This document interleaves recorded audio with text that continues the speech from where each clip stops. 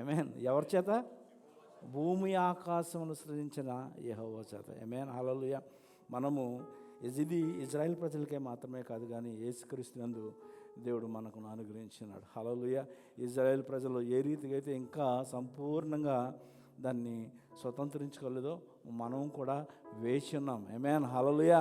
నిజమైన ఆశీర్వాదాలు ఈ భూ సంబంధమైనవి కావండి. ఆమేన్. హల్లెలూయా. శాశ్వతమైన ఆనందం కొరకు మనం ఎదుగుతున్నాం కనుక అందరూ లేచి నిలబడి మనం జీవించుచున్న వారమని అందుకే భక్తుడు అంటాడు 17వ వచనంలో, మృతులు మౌన స్థితిలోనికి దిగిపోవారును యెహోవాను స్తుతింపలేరట. ఆమేన్. హల్లెలూయా. ఎవరు స్తుతించలేరు? మృతులు. ఆమేన్. ఈ భూమి మీద బ్రతుకుచుండియు మృతమైన వారు చాలామంది ఉన్నారు. మనమైతే సజీవులం. ఆమేన్. హల్లెలూయా. మనం ఆశీర్వదింపబడిన వారు. అందుచేత మనల్ని ఆశీర్వదించిన దేవుడిని స్తుతిందాం. మనము పూర్ణ మనసుతో ఆయనను కనపడదాం. ప్రార్థన చేసుకుని దేవుని సన్నిధిలో మనం ప్రవేశిద్దాం. చదువుల స్వరూప్ గారు ప్రార్థన చేస్తారు.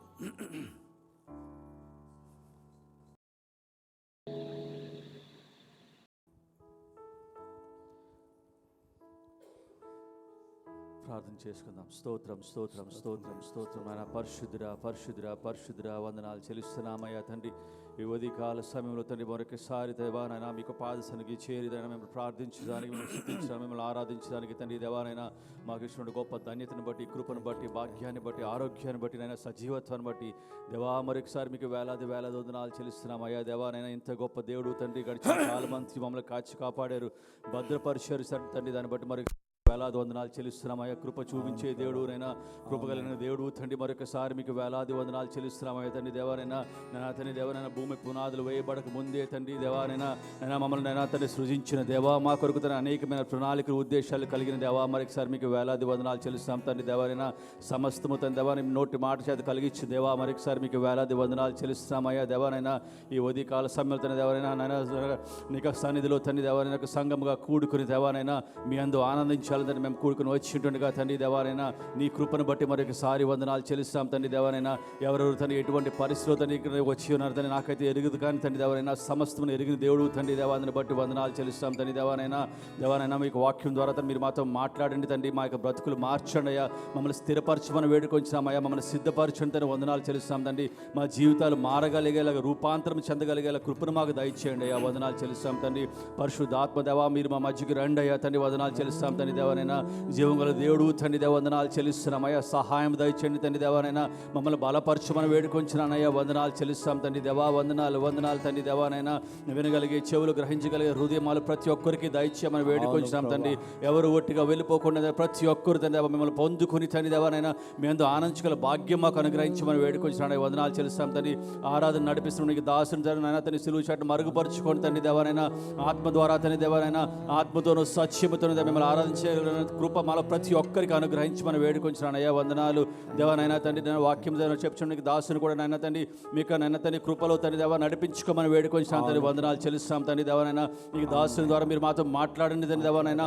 మీ నోటికి బూరగా తండ్రి బిడ్డను వాడుకోమని వేడుకొంచున్నాను అయ్యా. వందనాలు చెల్లిస్తాం తండ్రి. ఈ మ్యూజిక్ అయినా సౌండ్ సిస్టమ్ ప్రతి ఒక్కటి మీ ఆధీనంలో ఉంచుకుని తండ్రి దేవానైనా ఆది నుంచి అంతర్గత మీకు అధ్యక్షతలో నడిపించమని ఘనత మహిమ ప్రభావం మీకే ఆరోపిస్తూ యేసుక్రీస్తు వారి పరిశుద్ధ నామములో ప్రార్థించి వేడుకొంచున్నాం తండ్రి. ఆమేన్. హల్లెలూయా. ఇది నూనె దొరికే స్థలం. ఆమేన్. హల్లెలూయా. పరిశుద్ధాత్మ అనే నూనె దొరికే స్థలము కనుక మీ బుడ్లు నింపుకోనండి. ఆమేన్. హల్లెలూయా.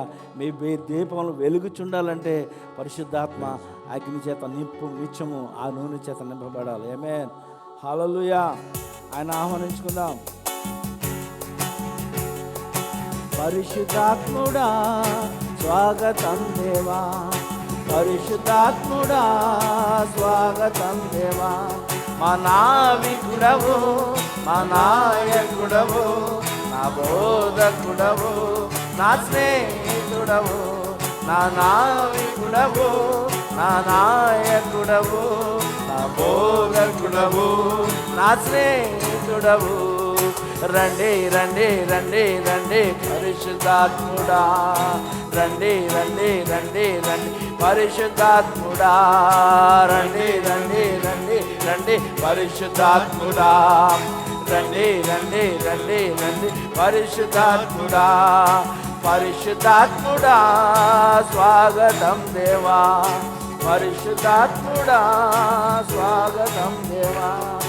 బలముగా వీచే గాలి వలె నా హృదయంలోకి రండి దేవా. బలముగా వీచే గాలి వలె నా హృదయంలోకి రండి దేవా. వనిద్దాం, రండి రండి, ఆశతో అడగండి.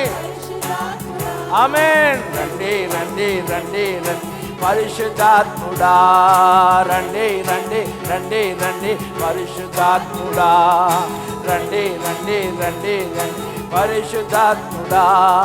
పరిశుద్ధాత్ముడా స్వాగతం దేవా. పరిశుద్ధాత్ముడా స్వాగతం దేవా. అగ్నిజ్వాలల వంటి నాలుక వలె నా పెదవులపైకి రండి దేవా. అగ్నిజ్వాలల వంటి నాలుక వలె నా పెదవులపైకి రండి దేవా. రండి రండి రండి రండి పరిశుద్ధాత్ముడా, రండి రండి రండి రండి పరిశుద్ధాత్ముడా, రండి రండి రండి రండి పరిశుద్ధాత్ముడా, రండి రండి రండి రండి పరిశుద్ధాత్ముడా.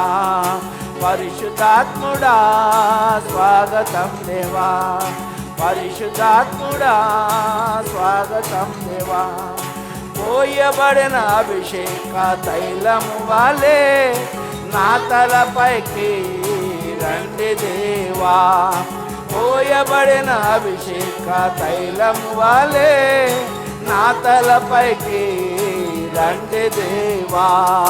రండి రండి రండి రండి పరిశుద్ధాత్ముడా, రండి రండి రండి రండి పరిశుద్ధాత్ముడా, రండి రండి రండి రండి పరిశుద్ధాత్ముడా, రండి రండి రండి రండి పరిశుద్ధాత్ముడా. పరిశుద్ధాత్ముడా స్వాగతం దేవా. పరిశుద్ధాత్ముడా స్వాగతం దేవా. హల్లెలూయా, హల్లెలూయా. ఇంకను ప్రభువును స్తుతిద్దాం. అంతా మన మేలుకని ఒప్పుకుంటూ ప్రభునామమును కనపడదాం.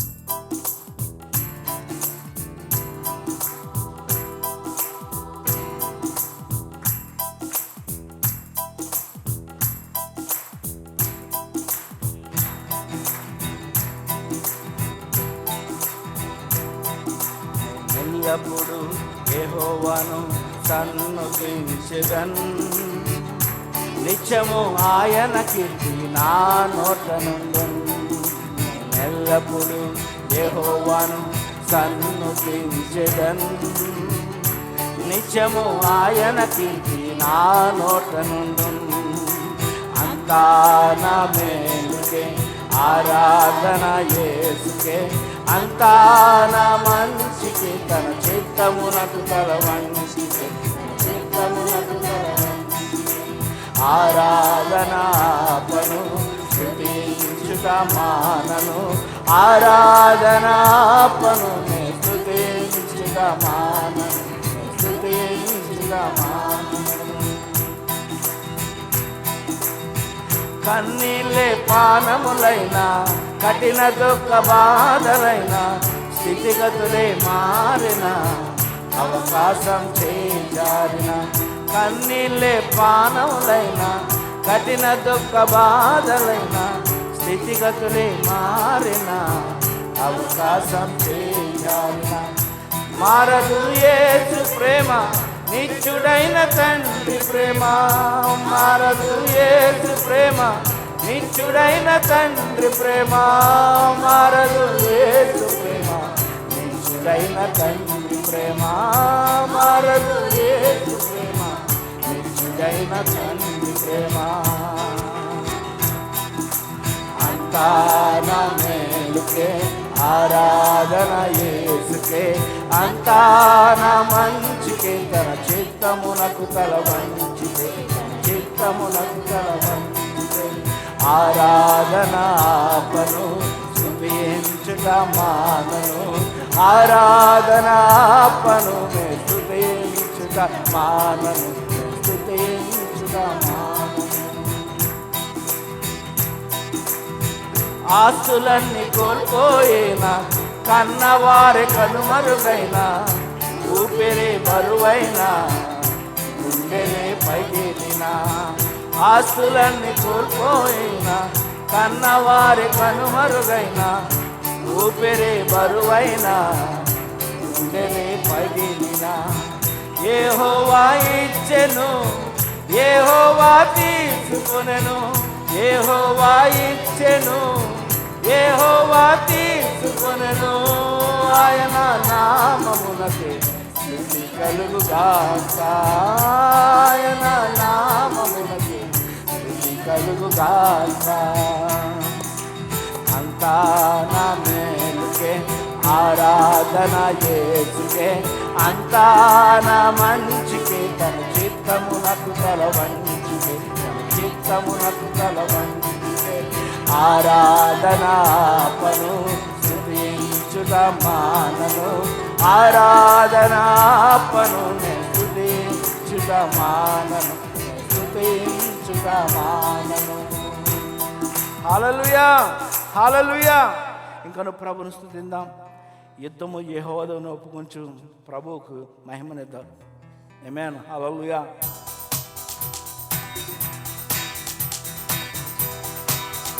యుద్ధము యెహోవాదే, యుద్ధము యెహోవాదే, యుద్ధము యెహోవాదే, యుద్ధము యెహోవాదే. రాజులు మనకెవ్వరు లేరు, శూరులు మనకెవ్వరు లేరు, రాజులు మనకెవ్వరు లేరు, శూరులు మనకెవ్వరు లేరు. సైన్యములకు అధిపతి అయినా యేసయ్యా మనంట, సైన్యములకు అధిపతి అయినా యెహోవా మనంట. యుద్ధము యెహోవాదే, యుద్ధము యెహోవాదే, యుద్ధము యెహోవాదే, యుద్ధము యెహోవాదే.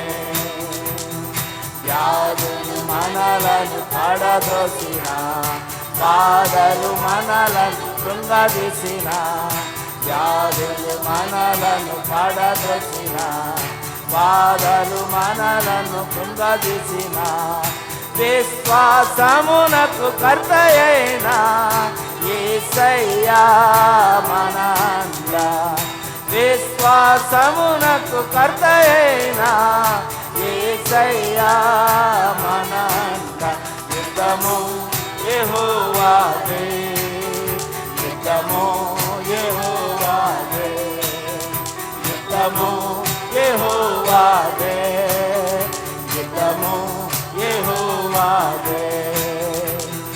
యెరికో గోడలు ముందున్న, ఎర్ర సముద్రము ఎదురైనా, యెరికో గోడలు ముందున్న, ఎర్ర సముద్రము ఎదురైనా, అద్భుత దేవుడు మనకుండగా భయమేలా మనకింకా.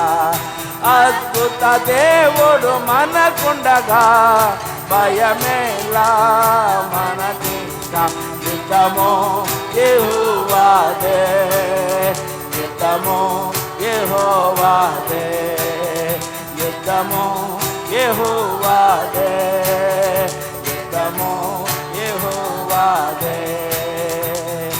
అపవాది అయిన సాతాను గర్జించు సింహము వలె వచ్చిన, అపవాది అయిన సాతాను గర్జించు సింహము వలె వచ్చిన. యూదా గోత్రపు సింహమైన యేసయ్యా మనంట. ఆమేన్. యూదా గోత్రపు సింహమైన యేసయ్యా మనంట. యుద్ధము యెహోవాదే, యుద్ధము యెహోవాదే, యుద్ధము యెహోవాదే, యుద్ధము యెహోవాదే. హల్లెలూయా. మన విశ్వాస పోరాటంలో ఆయనే మనకు జయమునిచ్చేవాడు. ఆమేన్, హల్లెలూయా. ఆయన మనలో నివాసం చేస్తున్నాడు. ఆయన మనల్ని నడిపిస్తున్నాడు. ఆయన మాటకు మనం లోబడుటే. అంతకంటే మనం చేయవలసింది ఏదీ లేదు నా ప్రియమైన సహోదరి సహోదర. యుద్ధము యెహోవాదే. ఆమేన్. అందరు రెండు చేతులు ఎత్తి ఆయన ఆరాధిద్దాం. మన దేవుడిని ఆరాధిద్దాం, మన రాజుని ఆరాధిద్దాం. కృమారించుము నీ పరిశుద్ధ ఆత్మను, కృమారించుము నీ శక్తిని, చేతులెత్తెదన్ సంపూర్ణ సమర్పణతో నా దేవా, నన్ను లోబరచెద నీ ఆత్మకు, నీ ప్రేమలోనే సాగరం, నిన్నే ప్రేమించుచు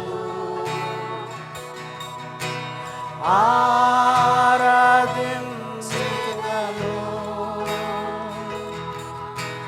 నిన్నే ప్రేమింతును నా యేసు ప్రభు.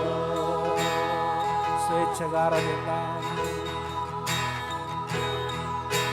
కృమారించుము నీ పరిశుద్ధ ఆత్మను, కృమారించుము నీ శక్తిని, చేతులెత్తెదన్ సంపూర్ణ సమర్పణతో నా దేవా, నన్ను లోబరచెద నీ ఆత్మకు, నీ ప్రేమలోనే సాగరం, నిన్నే ప్రేమించుచు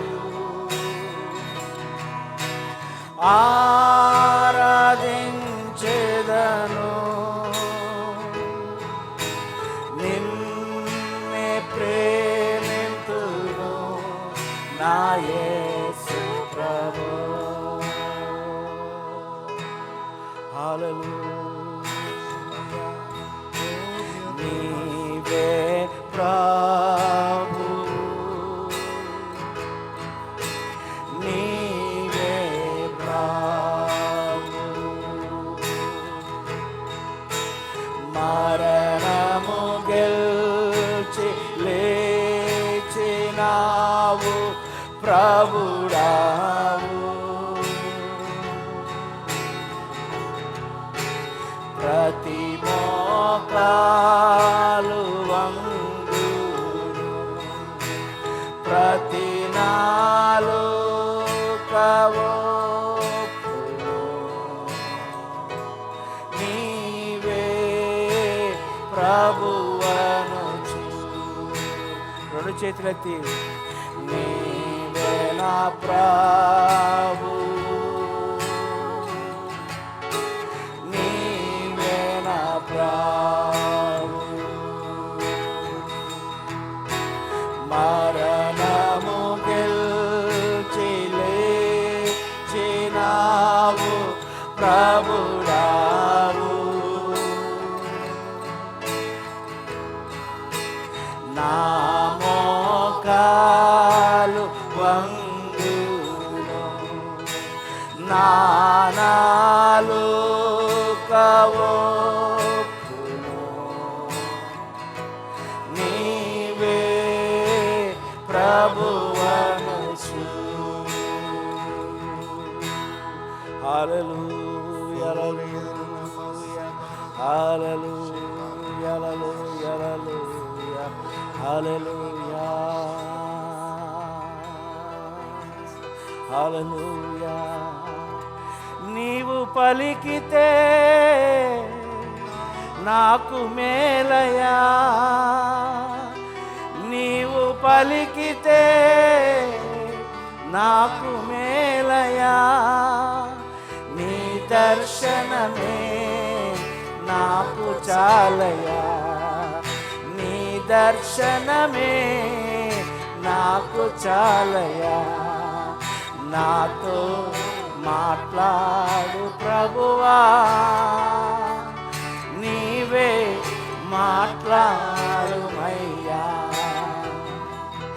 నాతో మాట్లాడు ప్రభువా, నీవే మాట్లాడుమయ్యా. నీవు పలికితే నాకు మేలయా. నీవు పలికితే నాకు మేలయా. నీ దర్శనమే నాకు చాలయా. నీ దర్శనమే నాకు చాలయా. నాతో మాట్లాడు ప్రభువా, నీవే మాట్లాడుమయ్యా. నాతో మాట్లాడు ప్రభువా, నీవే మాట్లాడుమయ్యా.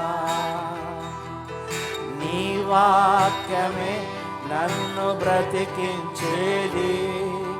నా బాధలలో నెమ్మదినిచ్చేది. నీ వాక్యమే నన్ను బ్రతికించేది. నా బాధలలో నెమ్మదినిచ్చేది. నీవు పలికితే నాకు మేలయా. నీవు పలికితే నాకు మేలయా. నీ దర్శనమే నాకు చాలయా. నీ దర్శనమే నాకు చాలయా. నాతో మాట్లాడు ప్రభువా, నీవే మాట్లాడుమయ్యా.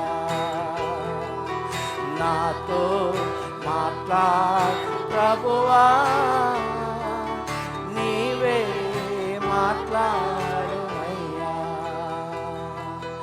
నాతో మాట్లాడుమయ్యా. ఇప్పుడే మాట్లాడుమయ్యా. దేవా, దేవుని అడగండి, అయ్యా నీ దర్శనం నాకు చాలయ్యా. నువ్వు నాతో ఉంటే చాలయ్యా యేసయ్యా.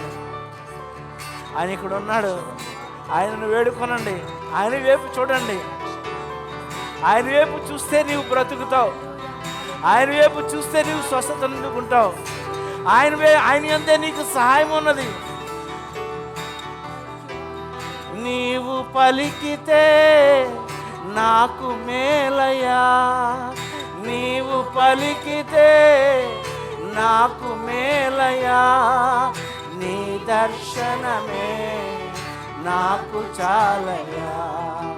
నీ దర్శనమే నాకు చాలయా. మరోసారి, నీవు పలికితే నాకు మేలయా.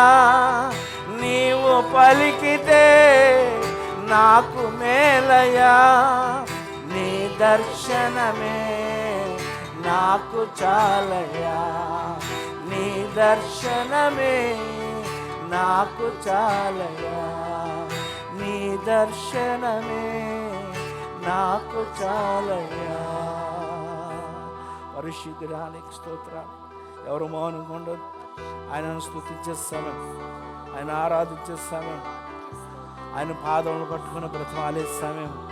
ఓ రాధారాల షందల మామ, ఓ కెరల షికిల్ అయ్యా నీకు వందనాలు. మా తండ్రి నీకు స్తోత్రాలు. మా బలమా నీకు స్తోత్రాలు. మా దేవా నీకు స్తోత్రాలు. మా విమోచకుడా, మా విమోచనకై స్తోత్రాలు ప్రభా. వేలాది స్తోత్రాలు చెల్లిస్తున్నాం నైనా. మమ్మల్ని ఆశీర్వదించిన తండ్రి నీకు వందనాలు, స్తోత్రాలు. అయ్యా నీకు వందనాలు, నీకు స్తుతులు చెల్లిస్తున్నాం నైనా. ఇక మా నీ చేతికి, నీ బలమైన చేతికి మనం అప్పగించుకుంటున్నామయ్యా. నేను ఎక్కడ నీడను ఆశ్రయించుచున్నామయ్యా నాయన, నీ సన్నిధిలోనే నీతోనే గడపాలని ఆశపడుచున్నామయ్యా. నీకు స్తోత్రాలు. నీ బిడ్డలను దీవించమని అడుగుచున్నాను. నీ సన్నిధికి వచ్చిన వారిని నా ప్రభా నైనా, ఇది నూనె దొరికే స్థలము నైనా. నీ బిడ్డలు నా ప్రభా తను నిన్ను పట్టుకునే సమయము నా బిడ్డలకు దయచేయమని అడుగుచున్నాను ప్రభా. ఆశతో నా ప్రభా నిన్ను పొందుకునే నా ప్రభా ధన్యతని బిడ్డలకు దయచేయమని అడుగుచున్నాను తండ్రి. స్తోత్రాలు ప్రభా. తండ్రి సమయంలో నా ప్రభా నిదాసుడు నా ప్రభు నీ తరపున నిలబడవచ్చునుగా నైనా, నిదాసుని ద్వారా మాతో మాట్లాడమని అడుగుచున్నాను. నీ పలుకితే మాకు చాలా నమ్మకం ప్రభా. అడిగాము కదా నాయన, అడుగువారికి నిత్యంగా ఇస్తానని వాగ్దానం చేసి ఉన్నావు. నన్ను ఈ వాక్యము చేత మమ్మల్ని నింపమని అడుగుచున్నాను. ఏ బిడ్డ కూడా నా ప్రభా ఒట్టి చేతులతో ఉన్నప్పుడు నీ సన్నిధి నుంచి వెళ్ళకూడదు ప్రభా. నేడు నీ బిడ్డలు నా ప్రభా దీవించమని అడుగుచున్నాను. నీ వాక్యము నా ప్రభా నీ బిడ్డలకు దయచేసి ఆశీర్వదించమని అడుగుచున్నాను.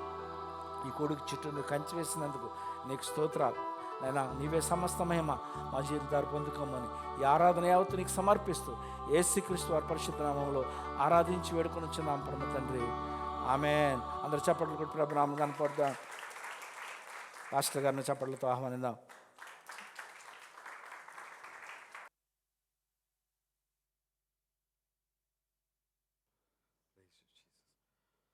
హల్లెలూయా. Praise the Lord. హల్లెలూయా. మీకు అందరికీ యేసుక్రీస్తు నామములో శుభములు తెలియజేస్తున్నాను. దేవుడు తన కృప చేత మరి యొక్క ఆదివారం మనకిచ్చి ఆయన సంధిలో ఉండడానికి ఇచ్చినటువంటి కృపను బట్టి ఆయనకే ఘనత ప్రభావము కలుగును గాక. ఆమేన్. అందరూ సంతోషంగా ఉన్నారా? దేని స్తోత్రం కలుగును గాక. గత కొన్ని వారాలు ప్రభు ఒక సంఘము ఎత్తబడి గురించి మాట్లాడుకుంటూ వచ్చాం. అనేకమైనటువంటి మరి దైవజనులు ప్రవక్తలు త్వరగా ఈ సమయంలోనే వస్తుంది అని చెప్పిన బట్టి ఆ విషయాలు మీకు నేను చెప్పి సిద్ధపరచాలని మాట్లాడుతూ వచ్చాను. అయితే ఒక మాట మాత్రం సత్యం, యేసుక్రీస్తు చాలా స్పష్టం చేశారు. ఏంటంటే ఆ దినమైనను ఆ గడియను ఎవరికి తెలియదు అని చెప్పి ఫలానా టైంకి అని చెప్పలేదు. కొన్ని గుర్తులు ఇచ్చారు. ఆ గుర్తులను చూస్తూ మనము ప్రతిదినము సిద్ధముగా ఉండాలి. హల్లెలూయా. అది కాకుండా యేసుక్రీస్తు వారు మనందరి కొరకు ఆలోచించిన విధానాన్ని గురించి నేను ధ్యానించడం జరిగింది. ఆయన యొక్క ప్రార్థన ఒకటి ఉంది వాక్యంలో, మీకు కొంతమందికి తెలుసు. అది యోహాను సువార్త 17వ అధ్యాయంలో ఉంటుంది. యేసుక్రీస్తు చేసిన ఒక పొడుగైన ప్రార్థన. యేసుక్రీస్తు వారి ప్రార్థన గురించి చూసినట్లయితే మనకు అనేకమైనవి కనబడవు. ఒకసారి మరి లాజరును లేపినప్పుడు ఒక చిన్న ప్రార్థన చేస్తారు అందరి ముందు, లాజరు సమాధి దగ్గర. తర్వాత గెత్సెమనే తోటలో చేసిన ప్రార్థన మనకు తెలుసు. అది కాకుండా ఆయన చేసిన ప్రార్థన యొక్క మాటలు ఇంకెక్కువ కనబడవు. అయితే యోహాను సువార్త 17వ అధ్యాయంలో మొదటి నుంచి ఆఖరి వరకు యేసుక్రీస్తు యొక్క ప్రార్థన ఇది. ఈ ప్రార్థన చదివినప్పుడు నాకు కొన్ని విషయాలు నన్ను చాలా బలపరిచాయి. కారణం ఏంటంటే, మనము సాధారణంగా అందరికీ అలవాటు మా గురించి ప్రార్థన చేయండి అని అడుగుతాం. మన అవసరం ఉన్నప్పుడు కొంతమంది ఏం అవసరమో అది చెప్తారు, కొంతమంది మన గురించి కొంచెం ప్రార్థన చేయండి ఒక మాట చెప్పేసి వదిలిపెట్టేస్తారు. మరి అది ఏమైనా కావచ్చు, మన అవసరాలను చెప్పుకుంటుంటాం, ప్రార్థన చేయమంటాము. ఎవరైనా ప్రార్థన చేస్తే నాకు మంచి జరుగుతుంది. చాలామంది సంఘస్థులు లేకపోతే అందరు సంఘస్థులు ఏమనుకుంటారు, పాస్టర్ గారు ప్రార్థన చేస్తే నాకు మంచిది అనుకుంటాము, అడుగుతాము. కాబట్టి అలాగున మనం నమ్మినట్లయితే మరి యేసుక్రీస్తు 2000 సంవత్సరముల క్రితం చేసిన ఈ ప్రార్థనలో ఉన్న ప్రాధాన్యతను మీరు చూసినట్లయితే, నాకు ఇంగ్లీష్లో ఏమంటారంటే we're under the cover of Jesus prayer. ఆయన చేసిన ప్రార్థన కాపుదలలో మనము ఈరోజు వరకు ఉన్నాం. ఆ కాపుదల చాలా ముఖ్యమైనది. ఆయన చేసిన ప్రార్థన ఒక మాట అర్థం చేసుకుందాం. మన అందరి ప్రార్థన దేవుడు ఆలకిస్తున్నాడు అని నమ్ముచున్నాం. ఒకవేళ నమ్మలేకపోతే యేసుక్రీస్తు యొక్క ప్రార్థన దేవుడు వింటాడు అని నమ్ముదామా? ఆయన చేసిన ప్రార్థన చాలా ప్రాముఖ్యమైనది. ఆ ప్రార్థన దేవుడు వింటాడా? ఒక ప్రార్థన కూడా చేశాడు ఆయన, అది చెప్పడం మర్చిపోయాను. శిలువ మీద ఉన్నప్పుడు కొన్ని ప్రార్థన మాటలు ఉన్నాయి, దేవుని అడిగిన మాటలు. దాంట్లో ఒక ప్రాముఖ్యమైన ప్రార్థన ఏంటంటే, తండ్రి వీరేమి చేస్తున్నారో వీరెరుగరు గనుక వీరిని క్షమించు. ఇది ప్రార్థన. ఆ మాట అక్కడ చెప్పటాన్ని బట్టి ఈరోజు మనకు అదే మాటను బట్టి క్షమాపణ దొరుకుతుంది. మనం తప్పు చేసినప్పుడు, మనం పాపం చేసినప్పుడు, మనలో ఏదైనా చేయరాంది మనం చేసినప్పుడు, ఎప్పుడైతే క్షమాపణ కోరుకుంటూ దేవుని దగ్గర ప్రార్థన చేస్తామో ఆయన క్షమిస్తున్నాడు. ఎందుకు? అప్పుడు చెప్పాడు యేసుప్రభు, వీరేమి చేస్తున్నారు వీరు తెలియదు కనుక తండ్రి, వారికి అర్థం కావట్లేదు వారు చేసేది. అక్కడ కేవలం మాట అక్కడ ఉన్నటువంటి ఆ యొక్క సోల్జర్స్ రాణువారు వారి గురించి మాత్రమే కాదు, లేదా అక్కడ ఉన్నటువంటి పరిసయ్యులు లేకపోతే ఆ ప్రధాన వారి గురించి మాత్రమే కాదు చేసింది. ఎవరైతే ఎరుగక దేవునిని నిందిస్తూ ఉంటారు, అంటే మన పాపము చేయడం దేవునిని నిందించడంతో సమానం, ఆయనను తృణీకరించడంతో సమానం పాపం చేసినప్పుడల్లా. ఎందుకంటే ఆయన ఇచ్చిన కృపను తృణీకరిస్తున్నాం మనం పాపం చేసినప్పుడల్లా. పాపములు తెలియక చేస్తున్నామనేవి చాలా తక్కువ ఉంటాయి. కొన్ని తెలిసి ఇష్టపూర్వకంగా మన నిర్ణయ ప్రకారంగా మన మనస్సులో వచ్చింది చేసినప్పుడు అది పాపం అయిపోతుంది. కాబట్టి అయితే పాపమే. అయితే యేసుక్రీస్తు తన ప్రార్థనలో మనను కడిగి ఉన్నాడు. హల్లెలూయా. అయితే ఈ ప్రార్థన అంతా మీతో మాట్లాడాలని ఆశిస్తున్నాను. ఇక్కడ ఇంగ్లీష్ ఏం చెప్పాను? We're under the cover of Jesus prayer. మన మనుషుల ప్రార్థన కొరకు వచ్చినాం. అయితే యేసుక్రీస్తు చేసిన ప్రార్థన నిరంతరం అది జరుగుతూనే ఉంది. ఎందుకంటే తండ్రి ఆయన ప్రార్థనను ఆలకిస్తాడు. యోహాను సువార్త 17వ అధ్యాయం 1వ వచనం చూసినట్లయితే, యేసు ఈ మాటలు చెప్పి ఆకాశము వైపు కనులెత్తి ఇట్లనెను, తండ్రి నా గడియ వచ్చి ఉన్నది, నా టైం వచ్చేసింది అని దేవునితో మాట్లాడుచున్నాడు. ఆయనకు తెలుసు ఏ సమయంలో ఏమి జరగాలో. సమయం అయింది కాబట్టి ఇక్కడ ఒక ప్రార్థన చేయవలసి వచ్చింది. ఆ సమయం వచ్చే ముందు మీరు ఆ 13వ అధ్యాయం నుంచి మొదలు పెట్టుకుంటే 13వ అధ్యాయంలో వారి కాళ్ళు కడగడం ఆ విషయాలు చెప్తాడు. 14వ వచనంలో మీరు భయపడకుడి, కలవరపడకుడి, నేను వచ్చి మిమ్మల్ని తీసుకెళ్తానంటాడు.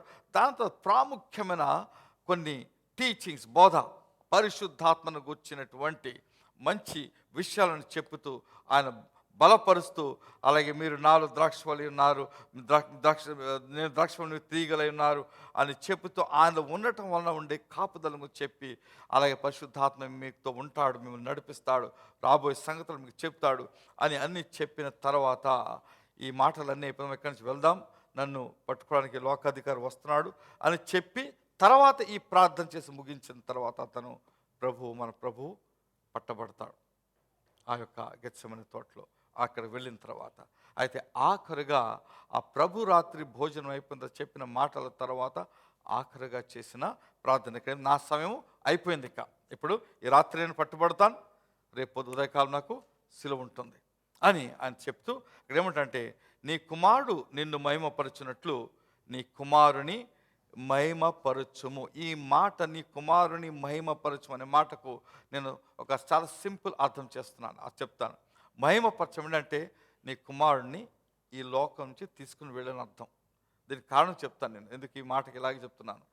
ఆయనకు ముందు వెళితే ఆయన చెప్తాడు, దీనికి అర్థం వాక్యంలోనే ఉంటుంది. ఆయనను దేవుని దగ్గర తీసుకువెళ్తే ఆయన మహిమపరచడం. భూమి మీద విడిచిపెట్టేస్తే, సమాధులు విడిచిపెట్టేస్తే ఆయన మహిమ పరచలేదు.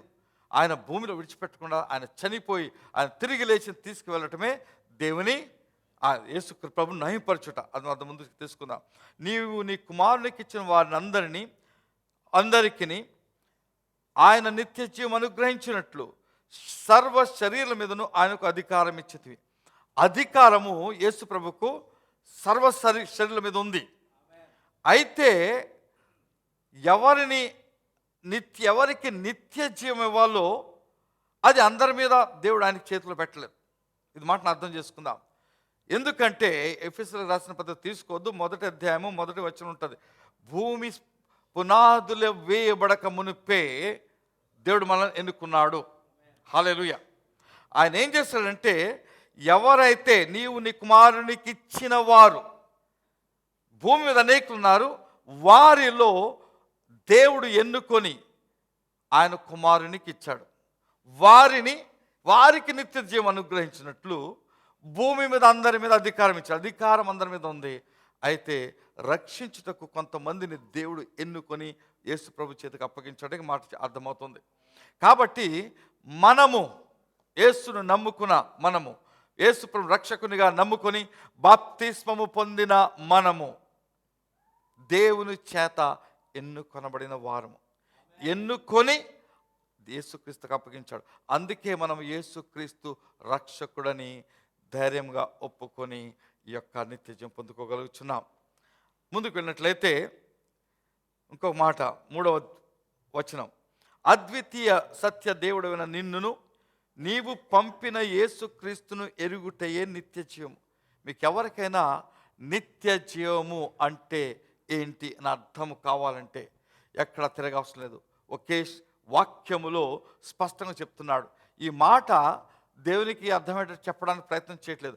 ప్రార్థనలో తన శిష్యులు వినిచుండగా నిత్య జీవం అంటే ఏమిటి అనే విషయాన్ని వారికి వెల్లడిపరుస్తూ దేవునికి ప్రార్థన చేస్తున్నాడు. ఏమనంటే, అద్వితీయ సత్య దేవుడువైన నిన్నును నీవు పంపిన యేసుక్రీస్తును ఎరుగుతే సరిపోతుంది. Know your God. మీ దేవునిని ఎరగాలి. దేవునిని గురించి ఎరుగుట కాదు. చాలామందికి యేసు ప్రభు అంట, ఆయన లోకానికి వచ్చాడంట, చనిపోయాడంట అని చెప్తాము. అలా చెప్పిన వారు యేసుక్రీస్తుని ఎరిగిన గూర్చి విన్నవారు, తెలుసుకున్నవారు ఇలా చెప్తారు, నీవు నేను యేసుక్రీస్తు నా కొరకు పరలోకంలో దిగి వచ్చి నా పాపముల కొరకు శిలువ మీద మరణించి మరి ఎంతో కష్టపడి నాకు రక్షణనిచ్చి చనిపోయి తిరిగి లేచాడు, పరలోకానికి ఆరోహణమయ్యాడు, ఏ తండ్రి కుడి పార్శ్వన కూర్చుని ఉన్నాడని నేను ఎరుగుదును, నీవును ఎరిగి ఉండాలి. అది అన్ని చేయడానికి ఏంటంటే, దేవుడు లోకమును ఎంతో ప్రేమించాడు, దేవుడు నన్ను ప్రేమించాడు కాబట్టి తన ఏకైక కుమారుడైన యేసుక్రీస్తును బలిగా ఇచ్చాడు అనే మాటను మనం ఎప్పుడైతే అర్థం చేసుకుని, నాకు అర్థమైందో నాకు నిత్య జీవం వచ్చేస్తుంది. హల్లెలూయా. మీరు అందరూ నిత్య జీవానికి అర్హులు. ఈ ప్రార్థన చెందిన కొన్ని విషయాలు నాకు అర్థమవుతున్నాయి. మీరు కేవలం అర్థము చేసుకొని ఆయనకు అణకుగా లోబడి జీవించినట్లయితే నేను ఎత్తబడతానా లేదా అనే భయం ఉండే అవసరం లేదు. భయం ఉండే అవసరం లేదు. ఈ మాట చాలా స్పష్టమవుతున్నాయి. ఆయనలో ఉన్నట్లయితే తప్పకుండా మీరు ఆయన చేత రక్షించబడిన వారు తప్పకుండా ఎత్తబడతారు. హల్లెలూయా. 4వ వచనంలోకి వెళ్ళినట్లయితే, చేయుటకు నీవు నాకు ఇచ్చిన పని నేను సంపూర్ణంగా నెరవేర్చి భూమి మీద నిన్ను మహిమపరిచితిని. ఈ ప్రార్థన అంతట్లో 3 భాగాలుగా చేస్తాడు. మొదటి భాగము యేసుక్రీస్తు తన గురించే ప్రార్థన చేసుకుంటున్నాడు. ఇప్పటివరకు చెప్పినన్ని తన గురించి దేవునితో మాట్లాడుతున్నాడు అనమాట. చేయుటకు నాకు ఇచ్చిన పని నేను సంపూర్ణంగా చేసిస్తాను, భూమి మీద నిన్ను మహిమపరిచాను. నిన్ను ఈ పని చేయటం వలన నేను నిన్ను మహిమపరిచాను. అంటే మనము దేవుడు ఇచ్చిన ఆజ్ఞలను చేసినప్పుడు దేవుని మహిమపరుచుతున్నాం. హల్లెలూయా. పాటలు పాడితేనే మహిమ కాదు. పాటలు మనం పాడేస్తుంటాము, మనసులో ఆ మాటలు మన హృదయం నుంచి వచ్చినవన్నీ కాదు, మర్చిపోతుంటాం. దీంట్లో ఈ పాటల్లో దేవునికి మనం అనేక వాగ్దానాలు చేస్తుంటాం చాలాసార్లు. ప్రభా నేను స్తుతించదు, నిన్ను విడువను, నిన్ను ఎల్లప్పుడూ స్తుతించదను, ఉదయం సాయంత్రం స్తుతిస్తాను, లేకపోతే నీ కొరకు సాక్షిగా ఉంటాను అని మన పాటలో పాడతాం, కానీ అది చెయ్యం. తెలియకుండా పాటలు పాడేస్తుంటాం. అది దేవునికి ఆయనను మహిమపరిచినట్లు కాదు. అయితే ఇక్కడ ఏమన్నా భూమి మీద నిన్ను మహిమపరిచితను అంటున్నాడు. అంటే దేవుని యొక్క మహిమను భూమి మీద మనకు చూపించాడు యేసుక్రీస్తు. హల్లెలూయా. ఆయన చేసిన కార్యం ద్వారా చూపించాడు. 5వ వచనము, తండ్రి లోకము పుట్టక మునుపు నీ యొద్ద నాకు ఏ మహిమ ఉండెనో ఆ మహిమతో ఇప్పుడు నీ యొద్ద మహిమ పరచుము. ఇందాక చెప్పాను మీకు ఏమని, మహిమపరచుటము అంటే ఏమిటి అంటే, భూమి పుట్టక మునిపే, లోకము పుట్టక మునిపే యేసు ప్రభువు దేవుని దగ్గర ఉన్నాడు. అక్కడ ఆయనకు మహిమ ఉండింది. హల్లెలూయా. అయితే ఆయన భూమి మీదకి వచ్చినప్పుడు ఆ మహిమనంతటిని విడిచిపెట్టేసి లోకమునకు మానవ శరీరం ధరించుట ద్వారా ఏ మహిమ లేకుండా ఆయన వచ్చి ఆయన చేసిన క్రియల ద్వారా దేవునిని మహిమపరుస్తూ ఆ మహిమను కనపరుస్తూ జీవించాడు. అయితే ఇక్కడ ఏమనంటే, లోకం పుట్టముని యొద్ద నాకు ఏ మహిమ ఉండనో ఆ మహిమతో నువ్వు ఇప్పుడు నీ యొద్ద మహిమపరచము. ఈ మహిమ ఆయనకు భూమి మీద కాదు, ఆయన యొద్దకు వెళ్ళినప్పుడు ఆ మహిమ తిరిగి వస్తుంది. అందుకే ఆయన తిరిగి వచ్చినప్పుడు ఆ మహిమతో తిరిగి వస్తాడు. హల్లెలూయా. ఏ మహిమతో? ముందు భూమి మీద శిలువ మీద చనిపోవటము, తిరిగి లేవటము, ఆయన తిరిగి వచ్చినప్పుడు కూడా మహిమగా కనపడ్డాడు. ఆ మహిమ కాదు, ఆయన తిరిగి వచ్చేటప్పుడు ఉండే మహిమ ఒక ఆశ్చర్యకరమైనటువంటి మహిమ. మనము నేను మీకు ఊహించి ఇలాగుంటుందని చెప్పే నా చేత కాదు, నా మాటలు సరిపోవు, ఎవరికి సరిపోవు. హల్లెలూయా. కాబట్టి మహిమ పరచటం అంటే ఆ దేవుని దగ్గరికి వెళ్ళటము. ఇంకో అర్థం ఏంటంటే, దేవుని యొక్క మహిమతో సమానత్వము కలిగి ఉండటం. దేవునికి ఏ మహిమ ఉందో అదే మహిమలో సమానత్వం కలిగి ఉండటం. ఇక్కడ వరకు కూడా యేసుక్రీస్తు తన్ను గురించి ప్రార్థన చేసుకున్నాడు. దీని కింద తన శిష్యుల గురించి ప్రార్థన చేస్తున్నాడు. 3 ప్రార్థనలు కదా. మొదటి తన్ను గురించి, రెండవది తన శిష్యుల గురించి, మూడవ ప్రార్థన చాలా ముఖ్యము, అది మన గురించి. ఆమేన్. అందుకే చెప్తాను, మనము ఆ ప్రార్థన శక్తి క్రింద మనము దాగి ఉన్నాము. We're under the cover of Jesus prayer. కాబట్టి భయపడవలసిన అవసరం లేదు. ఎందుకంటే ఆ మాటలు ఆయన మన కొరకు చెప్పాడు. కాబట్టి ముందుకెళ్ళిపోదాం. ఆయన శిష్యుల గురించి చేసిన ప్రార్థన చూద్దాం ఒకసారి. ఆయన శిష్యులకు చేసింది కూడా మన కొరకైనా కింద చెప్తాడు ఈ మాట. కాబట్టి ఈ మాటలు కూడా తీసుకుందాం. లోకము నుండి నీవు నాకు అనుగ్రహించిన మనుషులకు నీ నామము ప్రత్యక్ష పరిచితిని. ఈ లోకములో అనేకులు ఉన్నారు. ఆ ఉన్న వారిలో ఈ కొంతమందిని నాకు ఇచ్చావు. వారికి నీ నామమును ప్రత్యక్ష పరిచితిని. నీ నామమును ప్రత్యక్ష పరిచితిని అంటే ఎప్పుడు కూడా యేసుక్రీస్తుది దేవుని నామము ఇదని వారు చెప్పడం నాకు తెలియదు. తెలుసా మీకు? అయితే ఒక్క పరిచయం చేశాడు దేవుడు. ఆ పరిచయం చాలా ముఖ్యము. ఆ పరిచయం నీవు నేను వాడుకుంటున్నాం ఈరోజు. పరలోకమున్న మా తండ్రి. తండ్రి తండ్రి అనే పిలిచేటప్పుడు మనకు దేవునితో ఉన్న దగ్గరతనం ఎంతో తెలుస్తుంది. దేవుడా అంటే ఒకటే, తండ్రి అంటే మరి ఒక అర్థము. హల్లెలూయా. తండ్రి, నా ప్రభా, నా తండ్రి. ప్రభు అంటాం, మళ్ళీ తండ్రి అనేటప్పటికీ నా తండ్రి నాకు దగ్గరగా ఉంటాడు, నాలో ఉన్నాడు, నన్ను ప్రేమిస్తాడు. కాబట్టి ఆ నామాన్ని నీ మనుషులను నేర్పించాను. వారు నీ వారై ఉండేది. అసలు నీ వారే వాళ్ళు. నీవు వారిని నాకు అనుగ్రహించావు అంటున్నాడు యేసు ప్రభు. వారు అంటే ఆయన శిష్యులందరూ, మనమందరం కూడా దేవుని వారము. మనలను ఆయన యేసుక్రీస్తుకు అనుగ్రహించాడు. వారు నీ వాక్యమును గైకొన్నారు. అంటే ఇప్పుడు శిష్యులకు వాక్యం చెప్పాడు కాబట్టి అప్పటికే వారు ఆయన చెప్పిన వాక్యాలను గైకొన్నారంటే వారిని తీసుకుని వాటిని అర్థం చేసుకొని వాటి ప్రకారం నడవాలని నిర్ణయం తీసుకున్నారు అని అర్థం.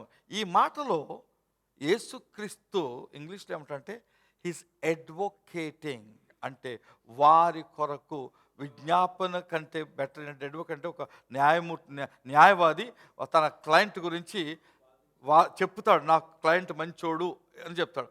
అలాగా యేసుక్రీస్తు నువ్వు నాకు ఇచ్చావే శిష్యులు, నీ వాక్యాన్ని వాళ్ళకి ఇచ్చానే, ఆ వాక్యము తీసుకుని వారు గైకొంటున్నారు నేను అని దేవుడికి హామీ ఇస్తున్నాడు అనమాట. హల్లెలూయా. నా మాటను, నీ వాక్యాన్ని వీరు గైకొంటున్నారు ప్రభా అని దేవుడికి చెప్పుకుంటున్నాడు. అందుకే దేవుడే యేసుక్రీస్తే మనకు ఉత్తరవాది, ఇంటర్సెసర్, మన మధ్యవర్తి దేవునికి మనకి కూడా. మనం ఏదైనా తప్పు చేసినప్పుడు, లేదు తండ్రి అలా కాదు, నేను తప్పు చేశారు వీళ్ళు, అయితే వారి తప్పు కొరకు నేను నా యొక్క రక్తంను చిందించాను, వీరిని రక్షించు అని దేవునితో మాట్లాడుతూ ఉంటాడు. అది ఇప్పటికీ అదే చేస్తున్నాడని వాక్యము చెప్తుంది. మనం ఆయన దగ్గర చేరే వరకు మన యొక్క తప్పిదముల గురించి ఆయన ఆయన తప్పకుండా ఉత్తరవాదిగా ఉంటున్నాడు. 7వ వచనము, నీవు నాకు అనుగ్రహించిన మాటలు నేను వారికి ఇచ్చాను. నీవు ఇచ్చిన మాటలు ఇచ్చాను. చాలాసార్లు ఇదే మాట అంటాడు, నేను ఏమి వింటినో వాటినే నేను చెప్పుచున్నాను, ఏమి చూచితినో వాటిని చేస్తున్నాను. అంటే దీంట్లో ఇంకొక విషయాన్ని నేర్పిస్తున్నాడు. ఏంటంటే యేసు ప్రభు ఆయన దేవుని కుమారుడండి, ఆయనే దేవుడండి. ఏమంటున్నాడు అంటే దేవుడు చెప్పినది మాత్రమే నేను చెప్తాను. అందుకే నాకు కొన్నిసార్లు వచ్చింది, ప్రసంగికులు చాలామంది, కొన్నిసార్లు నేను కూడా చేసి ఉంటాను, మా మాటలు చెప్పడానికి ప్రయత్నం చేస్తాం. ఏదో లోతైనటువంటి రెవల్యూషన్స్ వచ్చాయని చాలామంది ఇలా చెప్పి తమ సొంత విషయాలను, సొంత స్టోరీస్ని, అనవసరమైన విషయం, చాలామంది ఎక్కువ ప్రసంగికులు కొంచెం పేరు పొందిన వారే అనవసరమైన విషయాలు పుల్పిట్ మీద నిలబడి మాట్లాడుతూ ఉంటారు. వాక్యము చెప్తే ఎంతో మేలు. వారిని వీరిని గురించి చెప్పి అలాగ స్టోరీస్ ఆ స్టోరీస్ చెప్పే కంటే ఈ వాక్యమును మనము విదజల్లినప్పుడు ఈ వాక్యములో శక్తి ఉంది. హల్లెలూయా. ఆ వాక్యం మన హృదయంలోనికి వచ్చినప్పుడు మనలో మార్పు వస్తుంది, మనల్ని బలపరుస్తుంది, మనల్ని నడిపిస్తుంది, మనల్ని స్వస్థపరుస్తుంది, మనం విడుదల చేస్తుంది. ఈ వాక్యమునే మనం ఎత్తి చెప్పుట మంచిది. ఆ రోజుల్లో పరిచయులు ఎప్పుడు కూడా వాక్యం చదివేవారు తప్పిస్తే ఊరికనే మాట్లాడేవారు కాదు. వాళ్ళకి అంత ధైర్యం ఉండేది కాదు. ఇప్పుడు ఉన్న ప్రసంగికులు ఈ యొక్క సమస్య. 8వ వచనము అక్కడేమన్నా, నీ మాటలు వారికి ఇచ్చున్నాను, వారు ఆ మాటను అంగీకరించి నేను నీ యొద్ద నుండి బయలుదేరి వచ్చేతనని నిజముగా ఎరిగి నీవు నన్ను పంపితువని నన్ను నమ్మరు. నీ మాటలు చెప్పాను కాబట్టి నీ మాటలు వారు విని వారు ఏమర్థం చేసుకున్నారంటే నీవే నన్ను పంపించావని వారు అర్థం చేసుకున్నారు. ఎందుకు? ఆయన సత్యము పలుకుతూ వచ్చాడు. సత్యం ఏంటంటే దేవుని వాక్యము. 8వ వచనం, నీవు నాకు అనుగ్రహించినవన్నీ నీ వలనే కలిగినవని వారు ఇప్పుడు ఎరిగి ఉన్నారు. నేను వారి కొరకు ప్రార్థన చేయుచున్నాను, లోకము కొరకు ప్రార్థన చేయుట లేదు. ఇక్కడ ఒక స్పష్టమైన మాట. ఈ చేసినటువంటి యోహాను సువార్త 17వ అధ్యాయంలో చేసిన ప్రార్థన కేవలము యేసుక్రీస్తు యొక్క శిష్యులు, అంటే మనము కూడా శిష్యుల కొరకే కానీ ఈ ప్రార్థన లోకానికి వర్తించదు అని స్పష్టం చేస్తున్నాడు. వారి కొరకు ప్రార్థన చేస్తున్నాను, లోకము కొరకు ప్రార్థన చేయట్లేదు. నీవు నాకు అనుగ్రహించిన వారు నీ వారైనందున వారి కొరకే ప్రార్థన చేయుచున్నాను. హల్లెలూయా. అంటే ఈ ప్రార్థన మన మీద ఫోకస్ పెట్టుకొని యేసుక్రీస్తు చేస్తున్నాడు. ఇక్కడ చాలా స్పష్టం చేస్తున్నాడు. 10వ వచనంలోకి వచ్చినప్పుడు, నావనియు నీవియు నావి వారి యందు నేను మహిమపరచబడి ఉన్నాను. నీవన్నీ నావే నువ్వు ఎందుకని ఒక మాట ఏం చూపిస్తున్నాడు అంటే ఇక్కడ మనలో ఏకత్వం ఉంది, సమానత్వం ఉంది. ఏకత్వమే కాదు, నీవు నావే నీవు. ఒక తండ్రి ఒక కుమారునికి ఉన్నటువంటి రిలేషన్షిప్ బాగున్నప్పుడు, తండ్రి కుమారునికి రిలేషన్ బాగున్నప్పుడు తన తండ్రి అంతా తీసుకోవచ్చు. అంటే తండ్రి దగ్గరికి వెళ్ళి ఉన్న దగ్గర ఇంట్లో డబ్బులు తీసుకుని వాడుకున్న తండ్రి ఏమన్నా, ఎందుకంటే ఆయన మీద ఆయనకు నమ్మకం ఉంది, ఆయన కూడా భయపడాడు తీసుకోవడానికి కుమారుడు. అయితే మంచి రిలేషన్ లేదంటే తండ్రి మాట వినకుండా ఇష్టం వచ్చిన జీవించే కుమారుడు ఉంటే డబ్బులు తండ్రి దాచి పెట్టుకుంటాడు, ఇంట్లో బయట పెట్టాడు. అర్థమైందా? కాబట్టి నీవు నావి, నేను వారి యందు నేను మహిమపరచబడిన వారిలో నాకు మహిమ లోకం చూస్తుంది. ఇక్కడ ఇంకా అంటాడు 11వ వచనంలో, నేను లోకములో ఉండను కానీ వీరు లోకములో ఉన్నారు. ఇక్కడ స్పష్టం చేస్తున్నాడు, నేను వచ్చేస్తున్నాను, నేను నీ యొద్దకు వచ్చుచున్నాను, పరిశుద్ధుడైన తండ్రి మనము ఏకమై ఉన్నలాగున. ఇది చాలా ప్రాముఖ్యమైన మాట. మనల గురించి యేసుక్రీస్తు ఏమి కోరుకుంటూ ప్రార్థన చేశాడో ఒక స్పష్టత ఇక్కడ కనబడుతుంది. మనము ఏకమై ఉన్నలాగున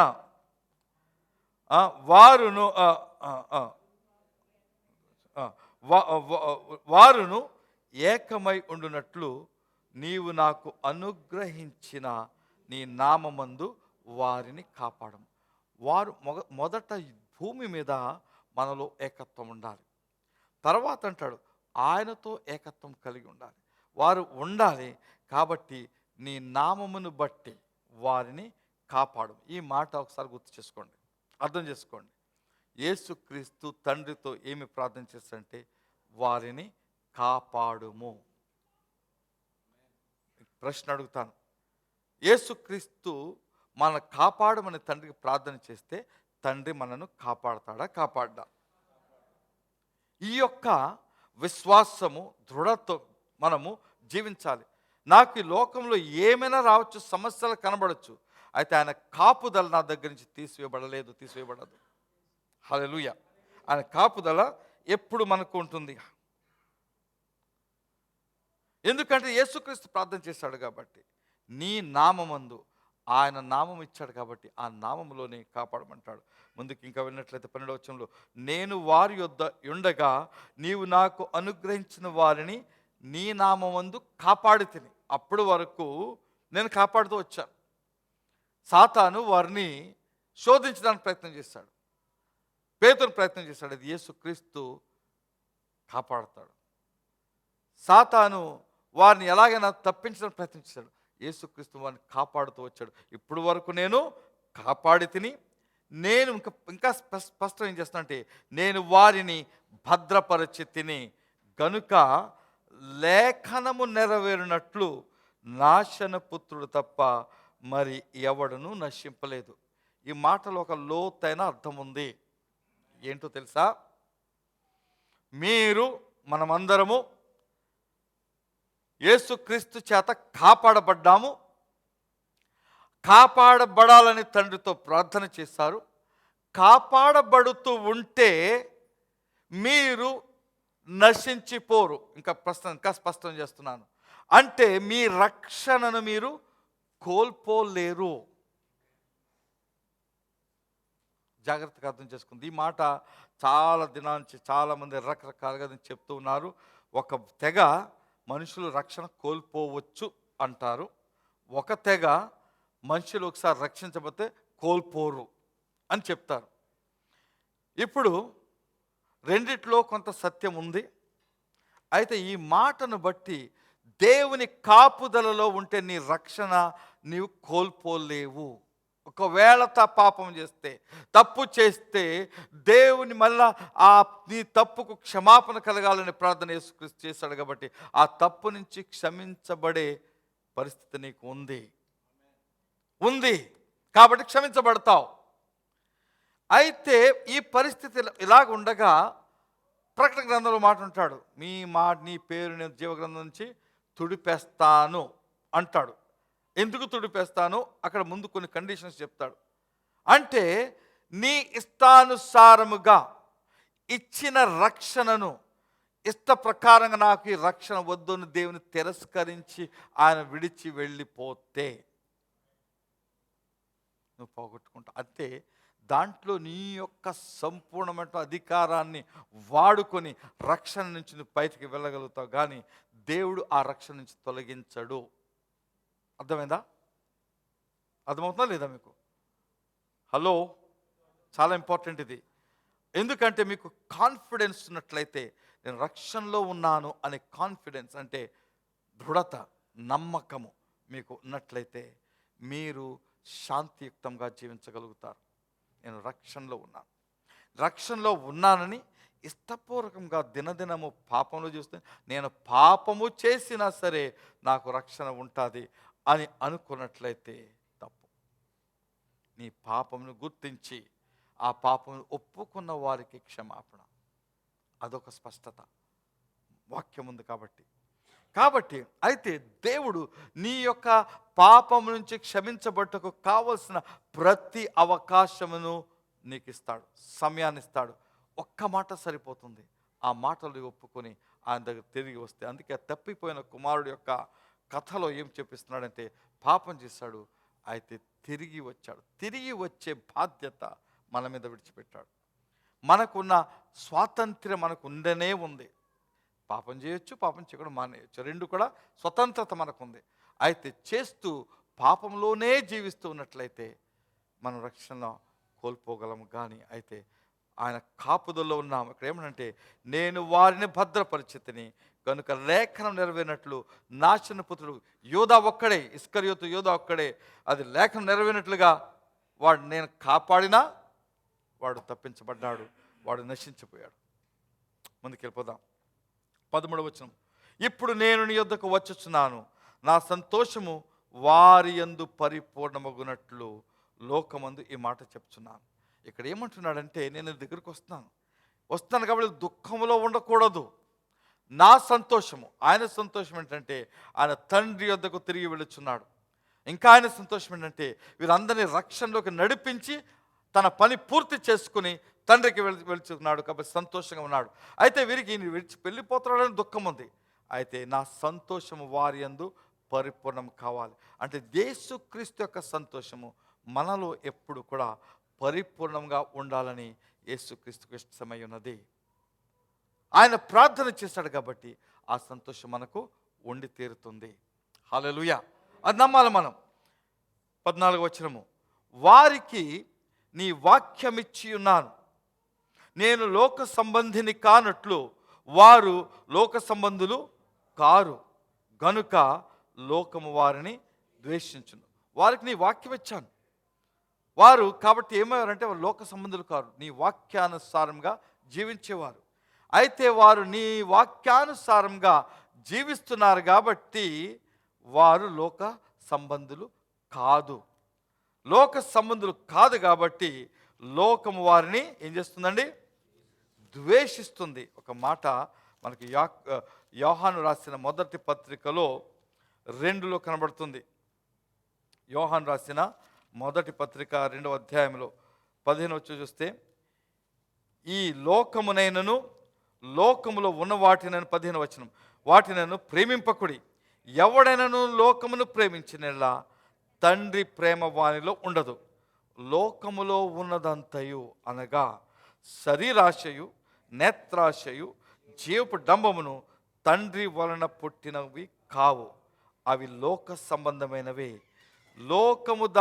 లోకమును దాని ఆశయు గతించిపోచును గాని దేవుని చిత్తమును జరిగించువాడు నిరంతరము నిలుచును. హల్లెలూయా. లోకములో ఉన్నవారు లోకములో ఉన్న విషయాలను నెరవేరుస్తూ ఉంటారు. దేవుని వాక్యమున్న వారు దేవుని వాక్యము చెప్పినట్లుగా వారు జీవిస్తూ ఉంటారు. అలాగూ జీవించుతున్నారు కాబట్టి లోకం మిమ్మల్ని ద్వేషిస్తుంది. మీరు అబద్ధమాడలేదని వారు సంతోషించరు, వారిని ద్వేషించలేదు, ఈమె తిట్టలేదని వారు సంతోషం. అరే వీడు ఇలాగెందుకు ఉంటాడు రా, ఈమె ఇలాగెందుకు ఉంటుంది, ఎప్పుడు ఎన్ని తిట్టినా తిరిగి మమ్మల్ని అంటం లేదు అని మనలను వాళ్ళు ద్వేషిస్తారు. వీళ్ళు ఏ మనుషులు వీళ్ళు అని వారు మనల్ని ద్వేషిస్తారు. లోకం మనలను ద్వేషిస్తుంది. కాబట్టి ఇక్కడ ఏమన్నంటే, నీ వాక్యం ఇచ్చిన నేను లోక సంబంధిని కానట్టు వారును లోక సంబంధులు కారు గనుక లోకం వారిని ద్వేషించను. 15వ వచనానికి వెళ్దాం. అలా యోహాను సువార్త 17:15 వచనం, నీవు లోకములో నుండి వారిని తీసుకొమని పొమ్మని ప్రార్థించట్లేదు. వీళ్ళు లోక సంబంధాలు కాబట్టి తీసుకెళ్ళిపో అని ప్రార్థించట్లేదు, కానీ దుష్టు నుండి వారిని కాపాడుమని ప్రార్థించుచున్నాను. ఎప్పుడు కూడా దుష్టుడు వారిని వెంటాడుతూ బాధపరుస్తుంటాడు. మనకు తెలిసిన వాక్యం ఉంది, 1వ పేతురు 5:8 చాలా స్పష్టంగా వ్రాయబడి ఉంది. నిబ్బరమైన బుద్ధి గల వారే మెలకుగా ఉండి, మీ విరోధి అయిన అపవాది గర్జించు సింహం వలనే ఎవరిని మృంగుదునా అని వెదుకుచు తిరుగుచున్నాడు. కాబట్టి అక్కడ ఏ ప్రార్థన ఏం చేశాడంటే, వాడు తిరుగుతున్నాడు, దుష్టు నుండి వారిని కాపాడుమని ప్రార్థించున్నాడు. దుష్టుడు మనల్ని ఎలాగైనా తప్పించి పాపంలో పడవేయడానికి ప్రయత్నం చేస్తాడు కాబట్టి ఆ దుష్టు నుంచి కాపాడమని యేసుక్రీస్తు మనకు ప్రార్థన చేస్తాడు. మరి దేవుడు కాపాడుతాడంటే తప్పకుండా కాపాడుచున్నాడు కాబట్టే మనం ఈరోజు ఇంకను ఇలాగూ ఉండగలుగుతున్నాం. దుష్టత్వం వస్తుంది, శోధనలు వస్తున్నాయి, జబ్బులు వస్తున్నాయి, సమస్యలు వస్తున్నాయి, ఆర్థిక పరిస్థితులు వస్తున్నాయి. వాటిని దుష్టుడి కలిసిన వాటన్నిటిని కూడా దేవుడు తీసివేసి మరలా తిరిగి తన కాపుదల్లో మనను నిలబెట్టుకుంటున్నాడు. దేవునికి మహిమ కలుగును గాక. హల్లెలూయా. 16వ వచనం,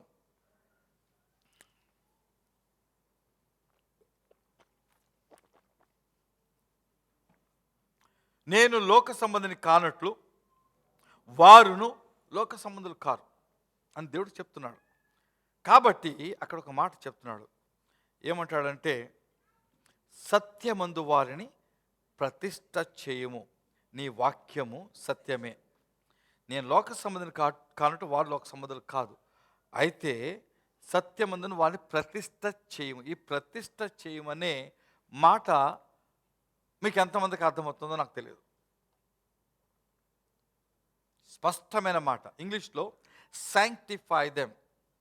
ఒక మాట, ఈ శాంక్టిఫై అనే మాటకు పరిశుద్ధ పరచం అనే మాట ఉంది. అంటే వారిని పరిశుద్ధులుగా చేయము అని ఒక అర్థం.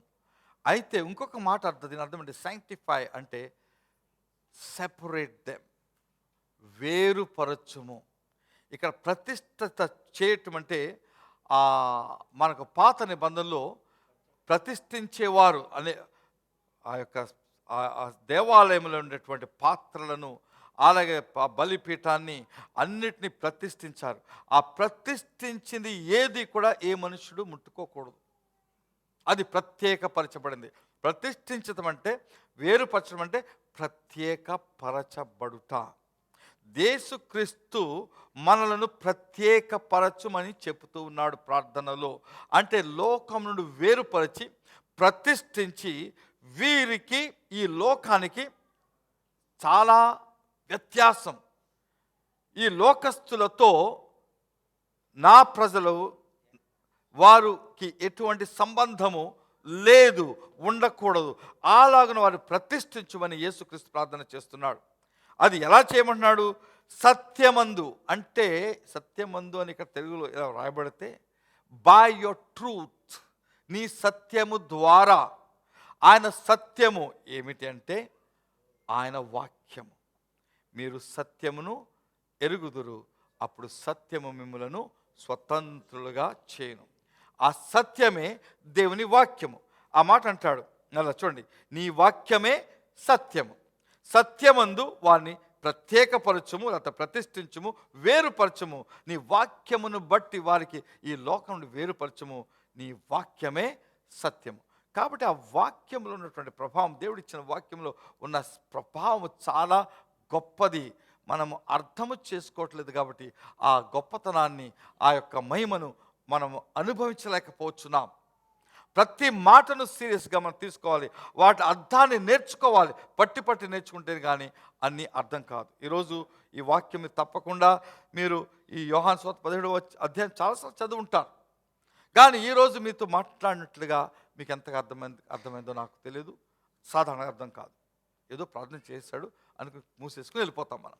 ఈ ప్రార్థన నా కొరకు ఇంతగా పని చేస్తుందా ఈరోజు అనే మాట మనకు అర్థం కాలేదు. ఈ ప్రార్థన నా కొరకే చేస్తున్నాడని అర్థం మనకు కాలేదు. అయితే జాగ్రత్తగా చదివినప్పుడు అప్పుడు అర్థమవుతుంది. కాబట్టి ఇక్కడ ఏమనంటే వారిని ఈ లోకంలో ప్రతిష్ఠించి వేరుపరచమని చెప్తున్నాడు. 18వ వచనం, నీవు నన్ను లోకములకు పంపిన ప్రకారము నేను వారిని లోకంలో పంపితిని చెప్పాడు కదా. మీరు సర్వలోకములకు వెళ్ళి సువార్తను చాటుడి. నేను పంపితిని. వారు సత్యమందు ప్రతిష్ఠ చేయబడినట్లు వారి కొరకై నన్ను ప్రతిష్ఠ చేసుకున్నాను. వారి కొరకు నన్ను ప్రత్యేకపరుచుకొని శిలువ మీద మరణించడానికి వేరుపరుచుకున్నాను, ప్రత్యేకపరుచుకున్నాను. నేను లోకంతో ఒకటైపోలేదు, లోకంతో కలిసిపోలేదు. నేను ప్రతిష్ఠించుకుని జీవించి ఈరోజు శిలువ ఎక్కడానికి నేను సిద్ధముగా ఉన్నాను అని చెప్తూ వచ్చాడు.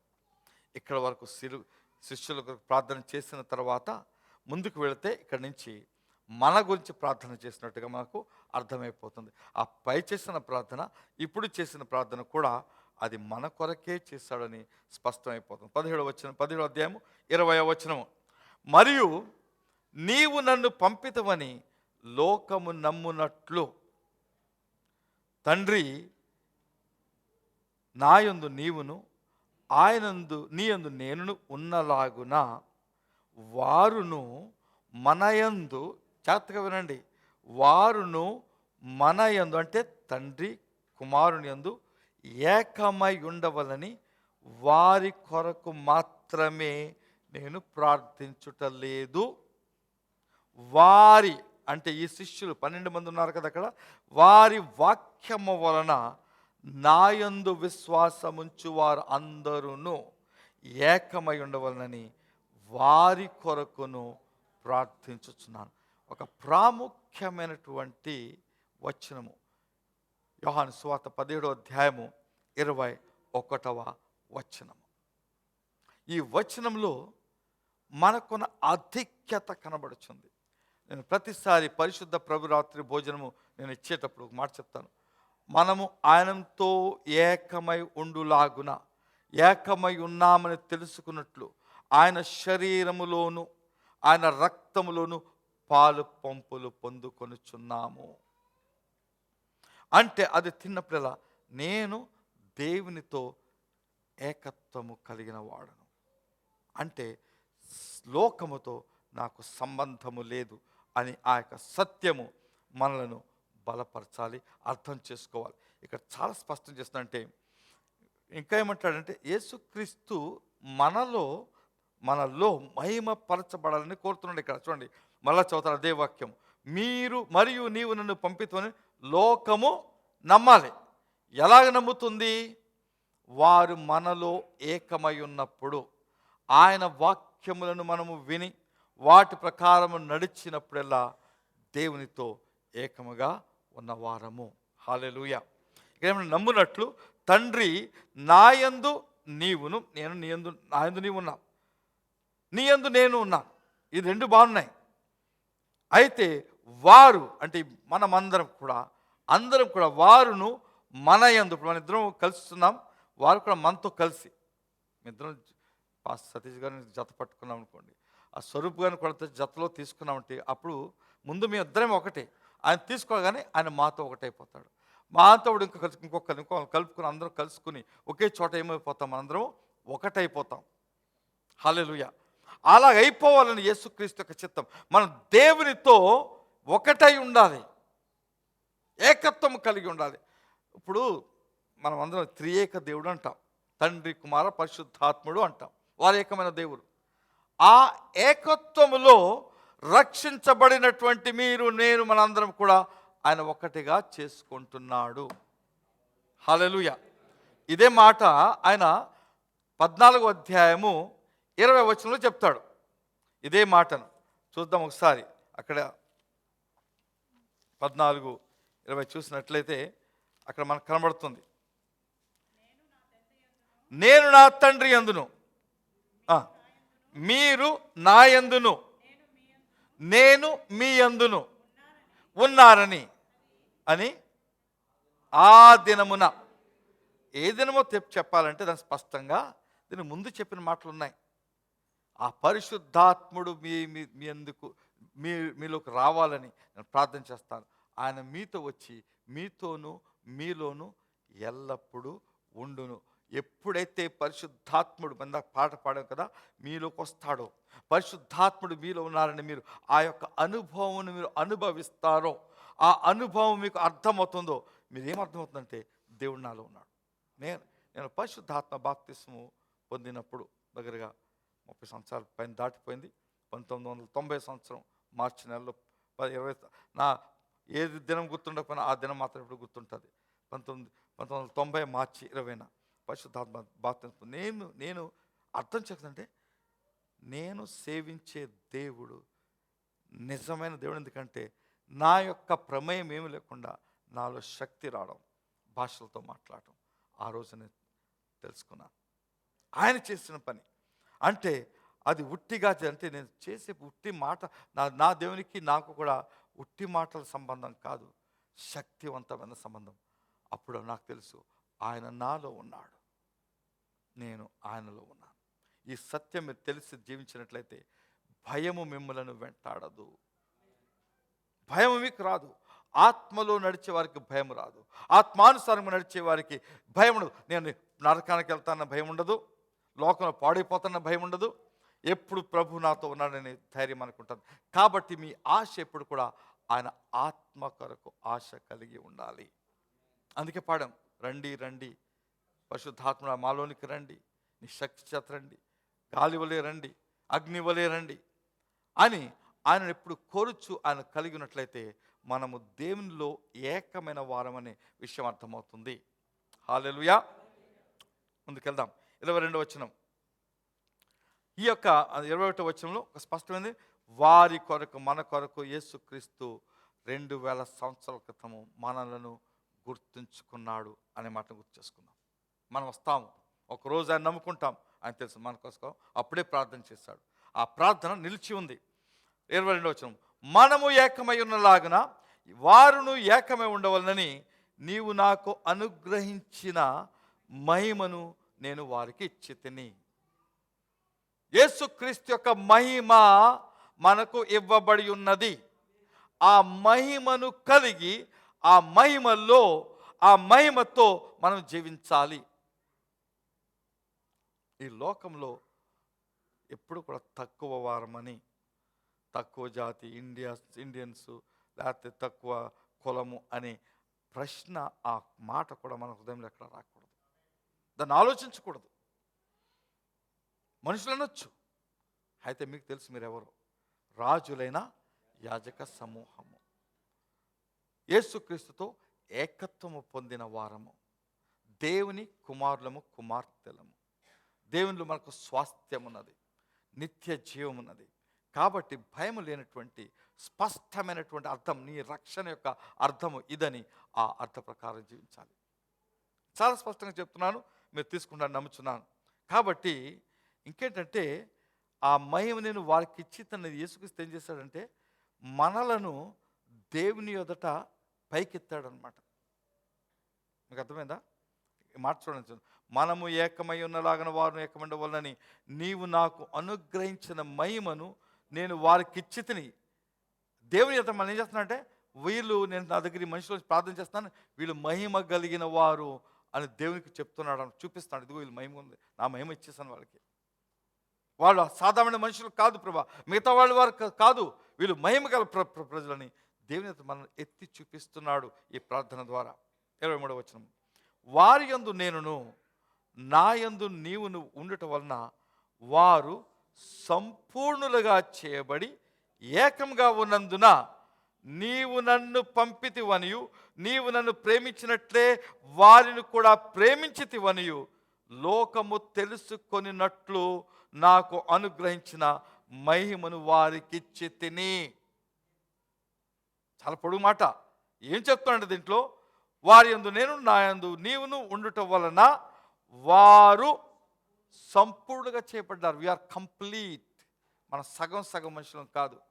దేవుని సంపూర్ణత ఉంది మనలో, సంపూర్ణత, పర్ఫెక్షన్. ఇంగ్లీష్లో ఏమంటాడంటే పర్ఫెక్ట్ పీపుల్. ఒక మాట అంటాడు మత్తయి సువార్తలో, as your heavenly father is perfect you also be perfect. ఆయన సంపూర్ణంగా ఉన్నట్లుగా మీరును సంపూర్ణులై ఉండుడి. ఇక్కడైతే చేసేస్తున్నాడు ఆయన మనల్ని.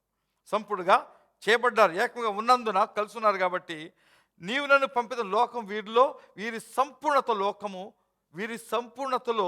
లోకము దేవుని మహిమ చూడవలను, అందుకే వారి మీద నా మహిమ ఇచ్చాను. కాబట్టి మీరు సువార్త చెప్పడానికి బదులు సువార్తతో జీవించాలి. అప్పుడు ఆటోమేటిక్గా మీ నోట నుంచి సువార్త ఎప్పుడు వస్తూనే ఉంటుంది. అయితే మీరు లోకాన్ని అనుసరిస్తూ లోకం దగ్గర ఉన్నప్పుడు లోకపు మాటలు మాట్లాడి, చర్చికి వచ్చినప్పుడు చర్చి మాటలు మాట్లాడి, ఏదో ఇంకొకరి దగ్గర ఉన్నప్పుడు ఒకరు, అటువంటి జీవితం జీవిస్తే మీరు ఆ యొక్క మహిమలో జీవించిన వారిగా ఎంచబడరు. 24వ వచనం, తండ్రి నేనెక్కడ ఉందునో అక్కడ నీవు నాకు అనుగ్రహించిన వారిని నాతో కూడా ఉండవాలని నీవు నాకు అనుగ్రహించిన నా మహిమను వారు చూడవలని కోరుచున్నాను. జగత్తు పునాది వేయబడక మునిపే నీవు నన్ను ప్రేమించితివి. ఇక్కడ ఏమనంటే నీవు నాకు అనుగ్రహించిన వారు నాతో కూడా ఉండాలి ప్రభా. ఈ మాటకు అర్థం ఏంటో తెలుసా? వీరందరూ నాకు అనుగ్రహించావు, వీరందరూ పరలోకంలో నాతో ఉండాలి. ప్రార్థన చేసేసాడు యేసు ప్రభు. మనం వెళ్ళటమే బాకీ. సిద్ధంగా ఉంటే వెళ్ళిపోతాం, సిద్ధంగా ఉండకపోతే దానికి బాధ్యులు మీరే. సిద్ధంగా ఉండమని చెప్పాడు ఆయన. సిద్ధంగా ఉండాలంతే, వేరే మార్గం లేదు. కాబట్టి మనం సిద్ధంగా ఉండడానికి ప్రతి విధమైనటువంటి ప్రయత్నము ప్రార్థనలో, మరి ప్రార్థన విజ్ఞాపనతో మన జీవితాన్ని కొనసాగించినట్లయితే మనం సిద్ధంగా ఉండగలుగుతాము. హల్లెలూయా. జగత్తు పునాది వేయబడక ముందే నన్ను ప్రేమించామంటున్నాడు. ఆ ప్రేమ వాళ్ళకు ఉండలాగా చేయమంటున్నాడు. 25వ వచనం, నీతి స్వరూపుడవగు తండ్రి, లోకము నిన్ను ఎరుగలేదు, నేను నిన్ను ఎరుగుదును. నీవు నన్ను పంపితివని వీరు ఎరిగి ఉన్నారు. నా లోకం ఎవరికి తెలియదు నీ సంగతి, నేను నేర్పి చూపించాను. అయితే వీరు నీవు నన్ను పంపితే ఎరిగి ఉన్నారంటే నేను దేవుని దగ్గర నుంచి అర్థం చేసుకున్నవారు. ఆఖరుగా 26వ వచనము, నీవు నా యందు ఉంచిన ప్రేమ వారి యందు ఉండునట్లు నేను వారి యందు ఉండునట్లును వారికి నీ నామమును తెలియచేసిన. నీ నామమును అనగా నీవు తండ్రివి, వారి కుమారులు, వారి బిడ్డలు. నేను నీ కుమారుడు, వారి బిడ్డలు నామం తెలియజేసేదని ఇంకను తెలియజేసేదని చెప్పాను. ఎల్లప్పుడూ కూడా వారికి గుర్తు చేస్తూ ఉంటారు ఏంటంటే, నీవు తండ్రివి, మేము కుమారులము. దేవునికి మనకు ఉన్నటువంటి సంబంధము అది. ఇది యేసుక్రీస్తు వారి ప్రార్థన. ఈరోజు ఒక మాట అర్థం చేసుకుందాం.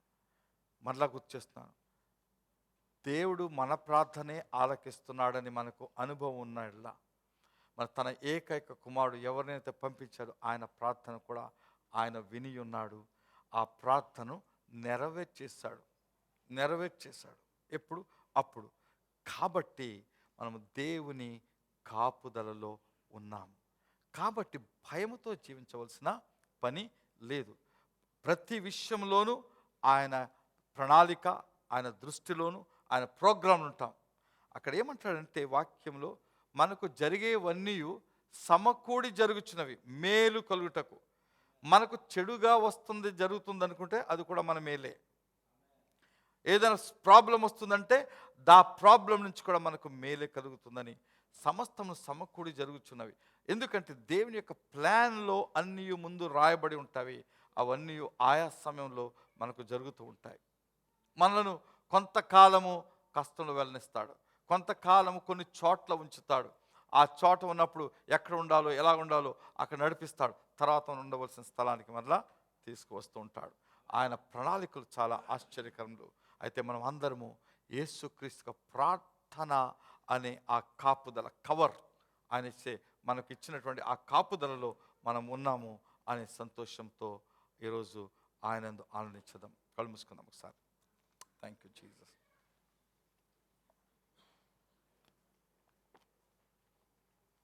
ఈరోజు ఈ వాక్యం విన్న తర్వాత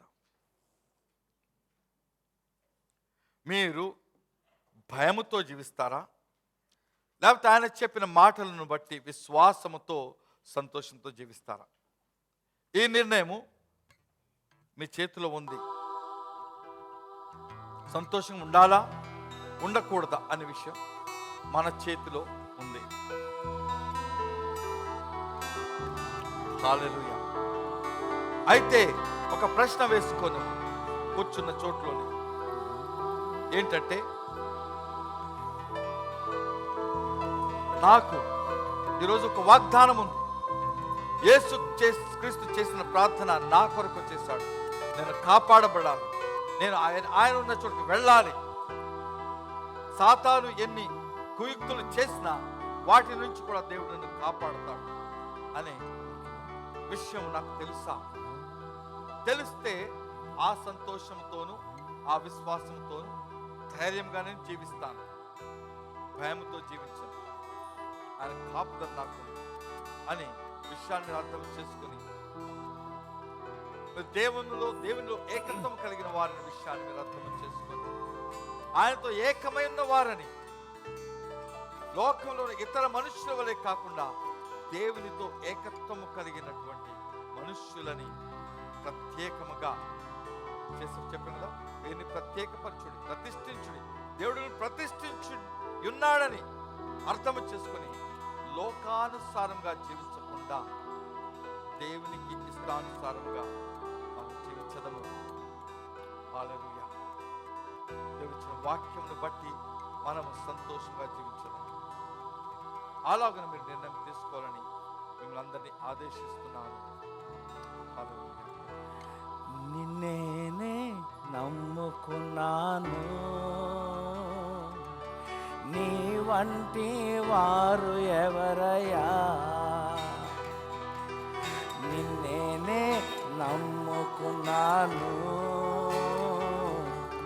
నీ వంటి వారు లేరయ్యా. అద్భుతం చేయుమయా నా జీవితంలో, నిన్నే నే నమ్మియున్నా యేసయ్యా. అద్భుతం చేయుమయా నా జీవితంలో, నిన్నే నే నమ్మియున్నా యేసయ్యా. నిన్నే నే నమ్ముకున్నాను, నీ వంటి వారు ఎవరయ్యా. నిన్నే నే నమ్ముకున్నాను, నీ వంటి వారు లేరయ్యా. నీవేదైనా చేయాలంటూ నీ కార్యాలకు ఎదురు చూస్తున్నాను. నీవేదైనా చేయాలంటూ నీ కార్యాలకు ఎదురు చూస్తున్నాను. తప్పక చేస్తావని నిన్ను నమ్మి, తప్పక చేస్తావని నిన్ను నమ్మి, నీ కరముపై దృష్టి ఉంచినానయ్యా. నీ కరముపై దృష్టి ఉంచినానయ్యా. అద్భుతం చేయుమయా నా జీవితంలో, నిన్నే నే నమ్మియున్నా యేసయ్యా. అద్భుతం చేయుమయా నా జీవితంలో, నిన్నే నే నమ్మియున్నా యేసయ్యా. నిన్నే నే నమ్ముకున్నాను, నీ వంటి వారు ఎవరయ్యా. నిన్నే నే నమ్ముకున్నాను, నీ వంటి వారు లేరయ్యా. హల్లెలూయా. తండ్రి, యుద్ధకాలం మరొకసారి మీకు వాక్యం ద్వారా మాకు ఇచ్చిన యొక్క వాగ్దానం కొరకు మీరు మమ్మల్ని విడువరు, మాకు ప్రార్థన చేస్తున్నాం. ఆ దినమునే మేము ఏమై ఉండవలనో మీరు ప్రార్థన చేసి కాపుదలలో మమ్మల్ని ఉంచున్నారని మాకు ఇచ్చిన యొక్క దృఢమైన వాక్యము వాగ్దానం బట్టి స్తోత్రాలు చెల్లించుకుంటున్నాం. ప్రభా, మీరు వచ్చే వరకు మేము చక్కగా నడుచుచు మీరు రాక కొరకే మేము మీ దగ్గరకు వచ్చిన కొరకే వేచినతో సంఘాన్ని అంతటిని మీరు ఆస్వాదించాలని, అన్నింటిలో మీరు మహిమ పొందుకోవాలని మా ప్రభును రక్షకుడైన యేసుక్రీస్తు నామములో ప్రార్థన చేస్తున్నాం తండ్రి. హల్లెలూయా. అందరూ చప్పట్లు కొట్టి ప్రభునామమును కనపడదాం. దేని కానుకల ద్వారా దేవుని ఆరాధిద్దాం.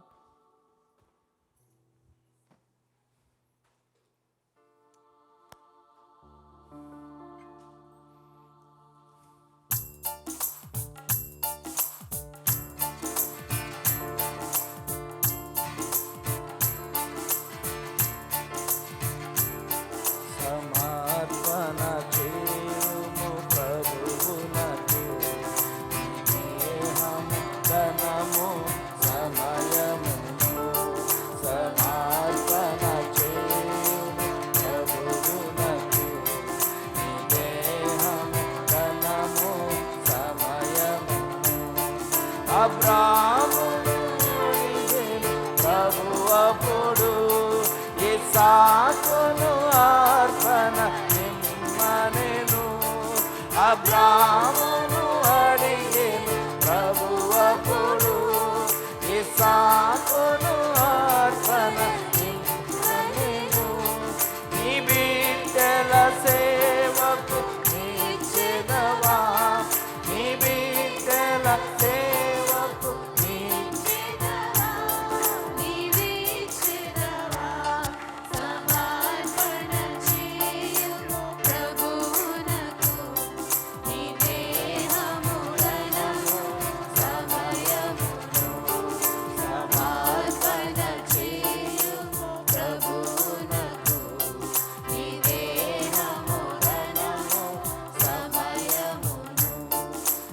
దేహము దేవుని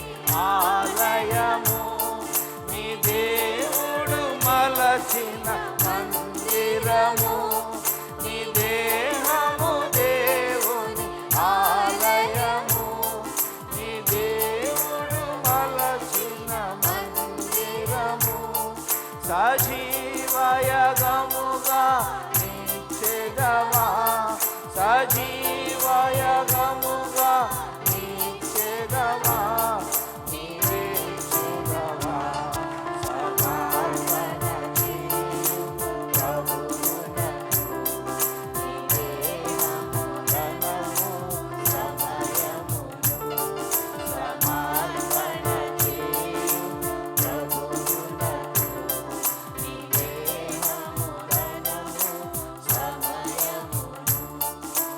హల్లెలూయా. ఒక చిన్న వీడియో మీకు చూపించాలనుకుంటున్నాను. ఇది మన కాకినాడలో ప్రస్తుతం ఉన్న ఆలయము. ప్లీజ్ చేయండి. అది వర్షానికి అది నీళ్ళతో సైడ్ అసలు నీళ్ళ నిలిపి ఇది చెమ్మగా లోనికి వెళ్ళిపోయి చాలా ఇబ్బంది పడుతున్నారు వాళ్ళు. పాస్టర్ గారు చూస్తున్నారు కదా పరిస్థితి. మీలో ఎవరన్నా చాలండి, మీలో ఎవరన్నా ప్రేరేపించబడి మరి ఆలయానికి సహాయం చేయాలని దేవుడు ప్రేరేపిస్తేనే దీనిలో మీరు పాలుభాగస్తులు అవ్వాల్సిందిగా మీకు పిలుపునిస్తున్నాను. మన సంఘం ద్వారా నడిపించబడుతున్న సంఘం ఇది. ఆమేన్. హల్లెలూయా. మనం ఇక్కడ చక్కగా దేవుని ఆరాధించుకుంటున్నాము. పాస్టర్ గారు ఏం మాట్లాడారు? మీ ఆలోచన సరిగా ఉండాలంటే అది మన సంఘం. ఆమేన్. ఇది మన సంఘము. మనం ఎటువంటి పరిస్థితుల్లో ఉన్నామో ఒకసారి గుర్తు చేసుకోనండి. అక్కడ ఉన్న వారందరూ కూడా వారు పనిచేసే పనులు ఏంటంటే రోడ్డు మీద వచ్చే చెత్తని కలెక్ట్ చేసి, సంఘస్థులు వచ్చేవాళ్ళు ఆ కమ్యూనిటీ అది దాన్ని కలెక్ట్ చేసి వాళ్ళు దాన్ని ఎక్కడ వాళ్ళు అమ్మటమో ఏదో చేస్తుంటారు. వాళ్ళకి చాలా తక్కువ ఆదాయం ఉంటుంది. అయితే అక్కడ ఈ పాస్టర్ గారు, మన పాస్టర్ చూసిన పాస్టర్ సదానంద్ గారు మనతో నడుస్తూ గత అనేక సంవత్సరాల దగ్గర 15 సంవత్సరాలు ఇది నడుస్తుంది. కష్టపడి ఆ యొక్క ఉన్నది మీరు చూసారు కదా, అది పైన రేకుంటుంది. అది చాలా తక్కువ. మన ఫ్యాన్ తిరిగితే మన చేయి పైకెత్తే మన చేతికి ఫ్యాన్ తగిలిపోద్ది అనమాట, తిరుగుతుంది. నేను మొన్న వెళ్ళొచ్చాను కాబట్టి ఎండాకాలం చాలా వేడిగా ఉంటుంది. మేము వెళ్ళింది బాగా ఎండాకాలం కాదు, వర్షాకాలం, చాలా వేడి. సో దాంట్లోనే వారు దేవుని ఆరాధిస్తున్నారు. వారు మనవారే. అయితే మరి గతసారి మనకి అడవి పదరులోను వీర్నపల్లిలోను దేవుని కృప చేత మరి సంఘం కట్టగలిగాము. దేవుడు దాన్ని సహాయం చేశారు. మీలో కొంతమంది సహాయం చేశారు. దేవుడు ఆశ్చర్యంగా సహాయం చేస్తూ వచ్చాడు. ఇది చేయాలి, కట్టాలి అని మాకు ఆశ వచ్చింది. పాస్టర్ గారు కూడా కోరుతున్నారు ఏదో చేయాలి. అయితే చాలా పెద్ద పని, చిన్న పని కాదు. ఇది చాలా ఎక్కువ డబ్బు అవుతుంది. కనీసం ఒక 20 లక్షలు, 20 పైన ఉండాలి. మనకి 25 లక్షలైనా ఉండాలి. మనము మీకు చెప్పే మాటలను బట్టి కాకుండా దేవుని సేవలో నేను ఆశీర్వదించబడాలి అనే ఆశ ఉన్నవారు ఒకసారి కాకుండా ఆయా సమయాల్లో మీరు ప్రత్యేకించుకొని మీ దశం భాగాల నుంచి కాదు మీరు ఇచ్చేది, ప్రత్యేకంగా దాని కొరకు దేవుని కొరకు నేను దేవుని సంఘానికి ఇవ్వాలి అనే ఆశ పెట్టుకొని ఆయా సమయాల్లో మీకు డబ్బు ఉన్నప్పుడు మరి ఇక్కడ కానీ ఎవరికైనా ఇచ్చేస్తే అది ప్రత్యేకంగా ఉంచి మేము చేస్తున్నాం. మేము కూడా మా సొంతంగా అనేక విధాలుగా చేస్తూ ఉంటాం. ఇక్కడ కొంతమంది ఇప్పటికే వారు వాగ్దానం చేశారు, ఇచ్చారు. కొంతమంది ఇక్కడికి ఇచ్చారు, పెద్ద మొత్తంలో ఇచ్చిన వారు ఉన్నారు ఇక్కడ. దేవునికి మహిమ కలుగును గాక. రోజులో అయితే మీకు ఇంకా ఎక్కువ రిపోర్ట్స్ ఇస్తాం. దాన్ని బట్టి మీరు ఆలోచించుకొని ప్రార్థన చేసుకుని దేవుడు నడిపించే రీతిగా చేయండి. ఆమేన్. హల్లెలూయా. చక్కగా పాస్టర్ గారు ఏమని చెప్పారు. నిజంగా పాస్టర్ గారి పరిస్థితి చూస్తే ఇంకా దయనీయంగా ఉంటుంది. ఆయన ఇల్లు గురించి ఆలోచించట్లేదు. ఆయన నివసించడానికి 2 ఆడపిల్లలు ఉన్నారు. ఆయన చిన్న గది ఉంటుంది, ఇంతే గది ఉంటుంది ఆయనది ఇంచుమించుగా. ఓకే, ఆ గదిలో ఆయన నివసిస్తున్నాడు 2 పిల్లలతో. ఓకే, ఆయనకు పూరి గడుస్తుంది అక్కడ ఆయన గృహాన్ని గురించి కూడా ఆలోచించకుండా అప్పు చేసి ఆ స్థలాన్ని కానీ అతను నడిపిస్తున్నాడు. ఆయన డబ్బులు అమ్మేసేసాడు, ఉద్యోగం చేసుకోవచ్చు. ఆయనకు గవర్నమెంట్ ఉద్యోగము వచ్చే స్థితి ఉన్నా సరే దాన్ని విడిచిపెట్టి పరిచయం చేస్తున్నాడు. కనుక నిత్యంగా ఆయనకి దేవుని రాజ్యంలో గొప్ప బహుమానం ఉంది దానికి. అయితే మనము చేయవలసిన పని ఏంటంటే అటువంటి వారికి సహకరించినట్లయితే ఖచ్చితంగా మనం దీవించబడినారు. ఆమేన్. దేని బిడ్డలుగా మనం ముందుకు వచ్చి పని చేయవలసిందిగా మేము కోరుచున్నాం. ముగింపు ప్రార్థన చేసుకుందాం. పాస్టమ్ గారు వచ్చి ముగింపు ప్రార్థన చేస్తారు. అదేవిధంగా 6వ తారీఖున ఒక వార్షికోత్సవం ఉంది దుబాయ్లో. 12వ తారీఖున 6వ వార్షికోత్సవం అది. మంచి ప్రసంగికులు వస్తున్నారు. బ్రదర్ థామస్ గారు, ఆయన మన సంఘానికి కూడా వస్తారేమో కదా అదే రోజున. 12th మనకి సంఘంలో మాథ్యూస్ గారు వస్తున్నారు. బ్రదర్ మాథ్యూస్ గారు కృపా మినిస్ట్రీస్ గుంటూరు నుంచి చక్కటి ప్రసంగికులు. అందరూ సిద్ధపడి రండి. మీ స్నేహితులను సన్నిధి తీసుకురండి. వీలైతే ఈ యొక్క ఆరాధనకి వెళ్ళి దీవెన పొందండి. దేవుడు మన అందరూ దీవించిన కదా. పాస్టర్ గారు వస్తున్నారు.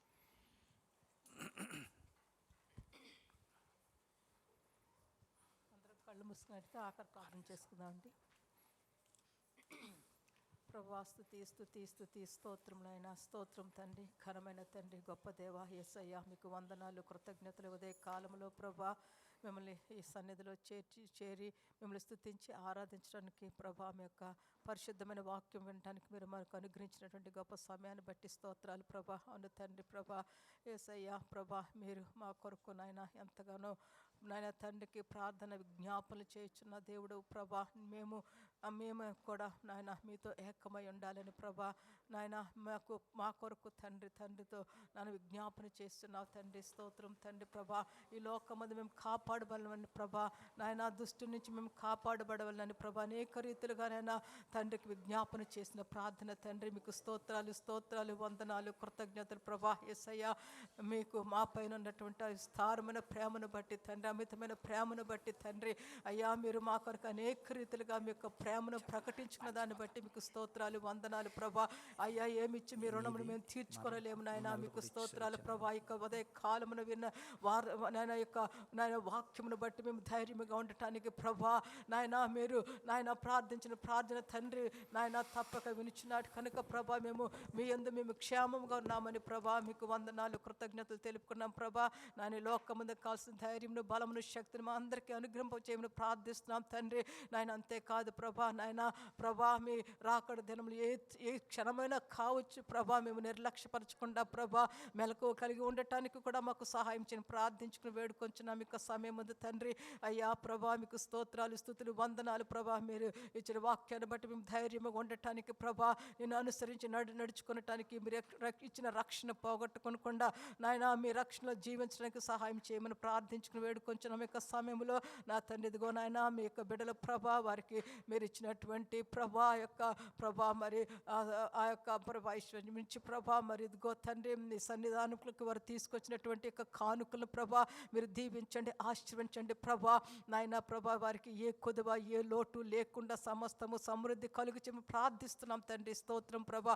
వారి గృహాల్లో కానీ బిడ్డలో కానీ ప్రభా ఏ లోటు ఉండకూడదు ప్రభా. ఆర్థికమైన సమస్యలు లేకుండా కాపాడండి, సహాయం చేయండి తండ్రి. మరి యొక్క సన్నిధానికి ఏ యొక్క భారములతో వచ్చినారు ఎరిగిన తండ్రి ప్రభా, ప్రతి వారి భారమును తీసివేని ప్రార్థిస్తున్నాం తండ్రి ప్రభా. కావాల్సిన స్వస్థత ఆరోగ్యము విడుదల ప్రభా వారికి దయచండి. మన ఇండియా దేశం వారి కుటుంబాలను ఆశ్రయించండి, దీవించండి. వారి భార్య బిడ్డలు ఆశ్రయించండి ప్రభా. వారి చదువులందు ప్రభా, వారికి ఉన్నటువంటి ప్రతి విషయములందు కూడా మీరు తోడై ఉండి నడిపించమని ప్రార్థించుకుని వేడుకొంచున్నాం దేవా. స్తోత్రాలు తండ్రి, స్తుతులు వందనాలు కృపగల తండ్రి వందనాలు ప్రభా. గో సమయంలో తండ్రి యొక్క కార్యక్రమం ముగించుకుని గృహాలకు వెళ్ళినట్టుగా ప్రభా క్షేమంగా మమ్మల్ని తోడుకుని వెళ్ళండి ప్రభా. మరి మీ చిత్తమై మీరు అక్కడ ఆలస్యమైతే మరి వచ్చే వారం కూడా మేము ఈ రీతిగా కలుసుకుని నామాన్ని ఘనపరుచుకునే కృప భాగ్యాన్ని కలుగు చేయమని యేసుక్రీస్తు అతి పరిశుద్ధమైన నామాన్ని బట్టి ప్రార్థించుకుని వేడుకొంచున్నాం పరమ తండ్రి. ఆమేన్. ఇప్పుడు మన తండ్రి దేవుని యొక్క కృపయు యేసుక్రీస్తు వారి ప్రేమయు పరిశుద్ధాత్మ నిరంతర సహవాసం అనుకును ఆయన ప్రేమించిన బిడ్డలందరికీ ఇప్పుడు నిరంతరం తోడుగా ఉండును గాక. ఆమేన్. దేవుని దీవించును గాక. మనం త్వరగా బయటకు వెళ్దాం.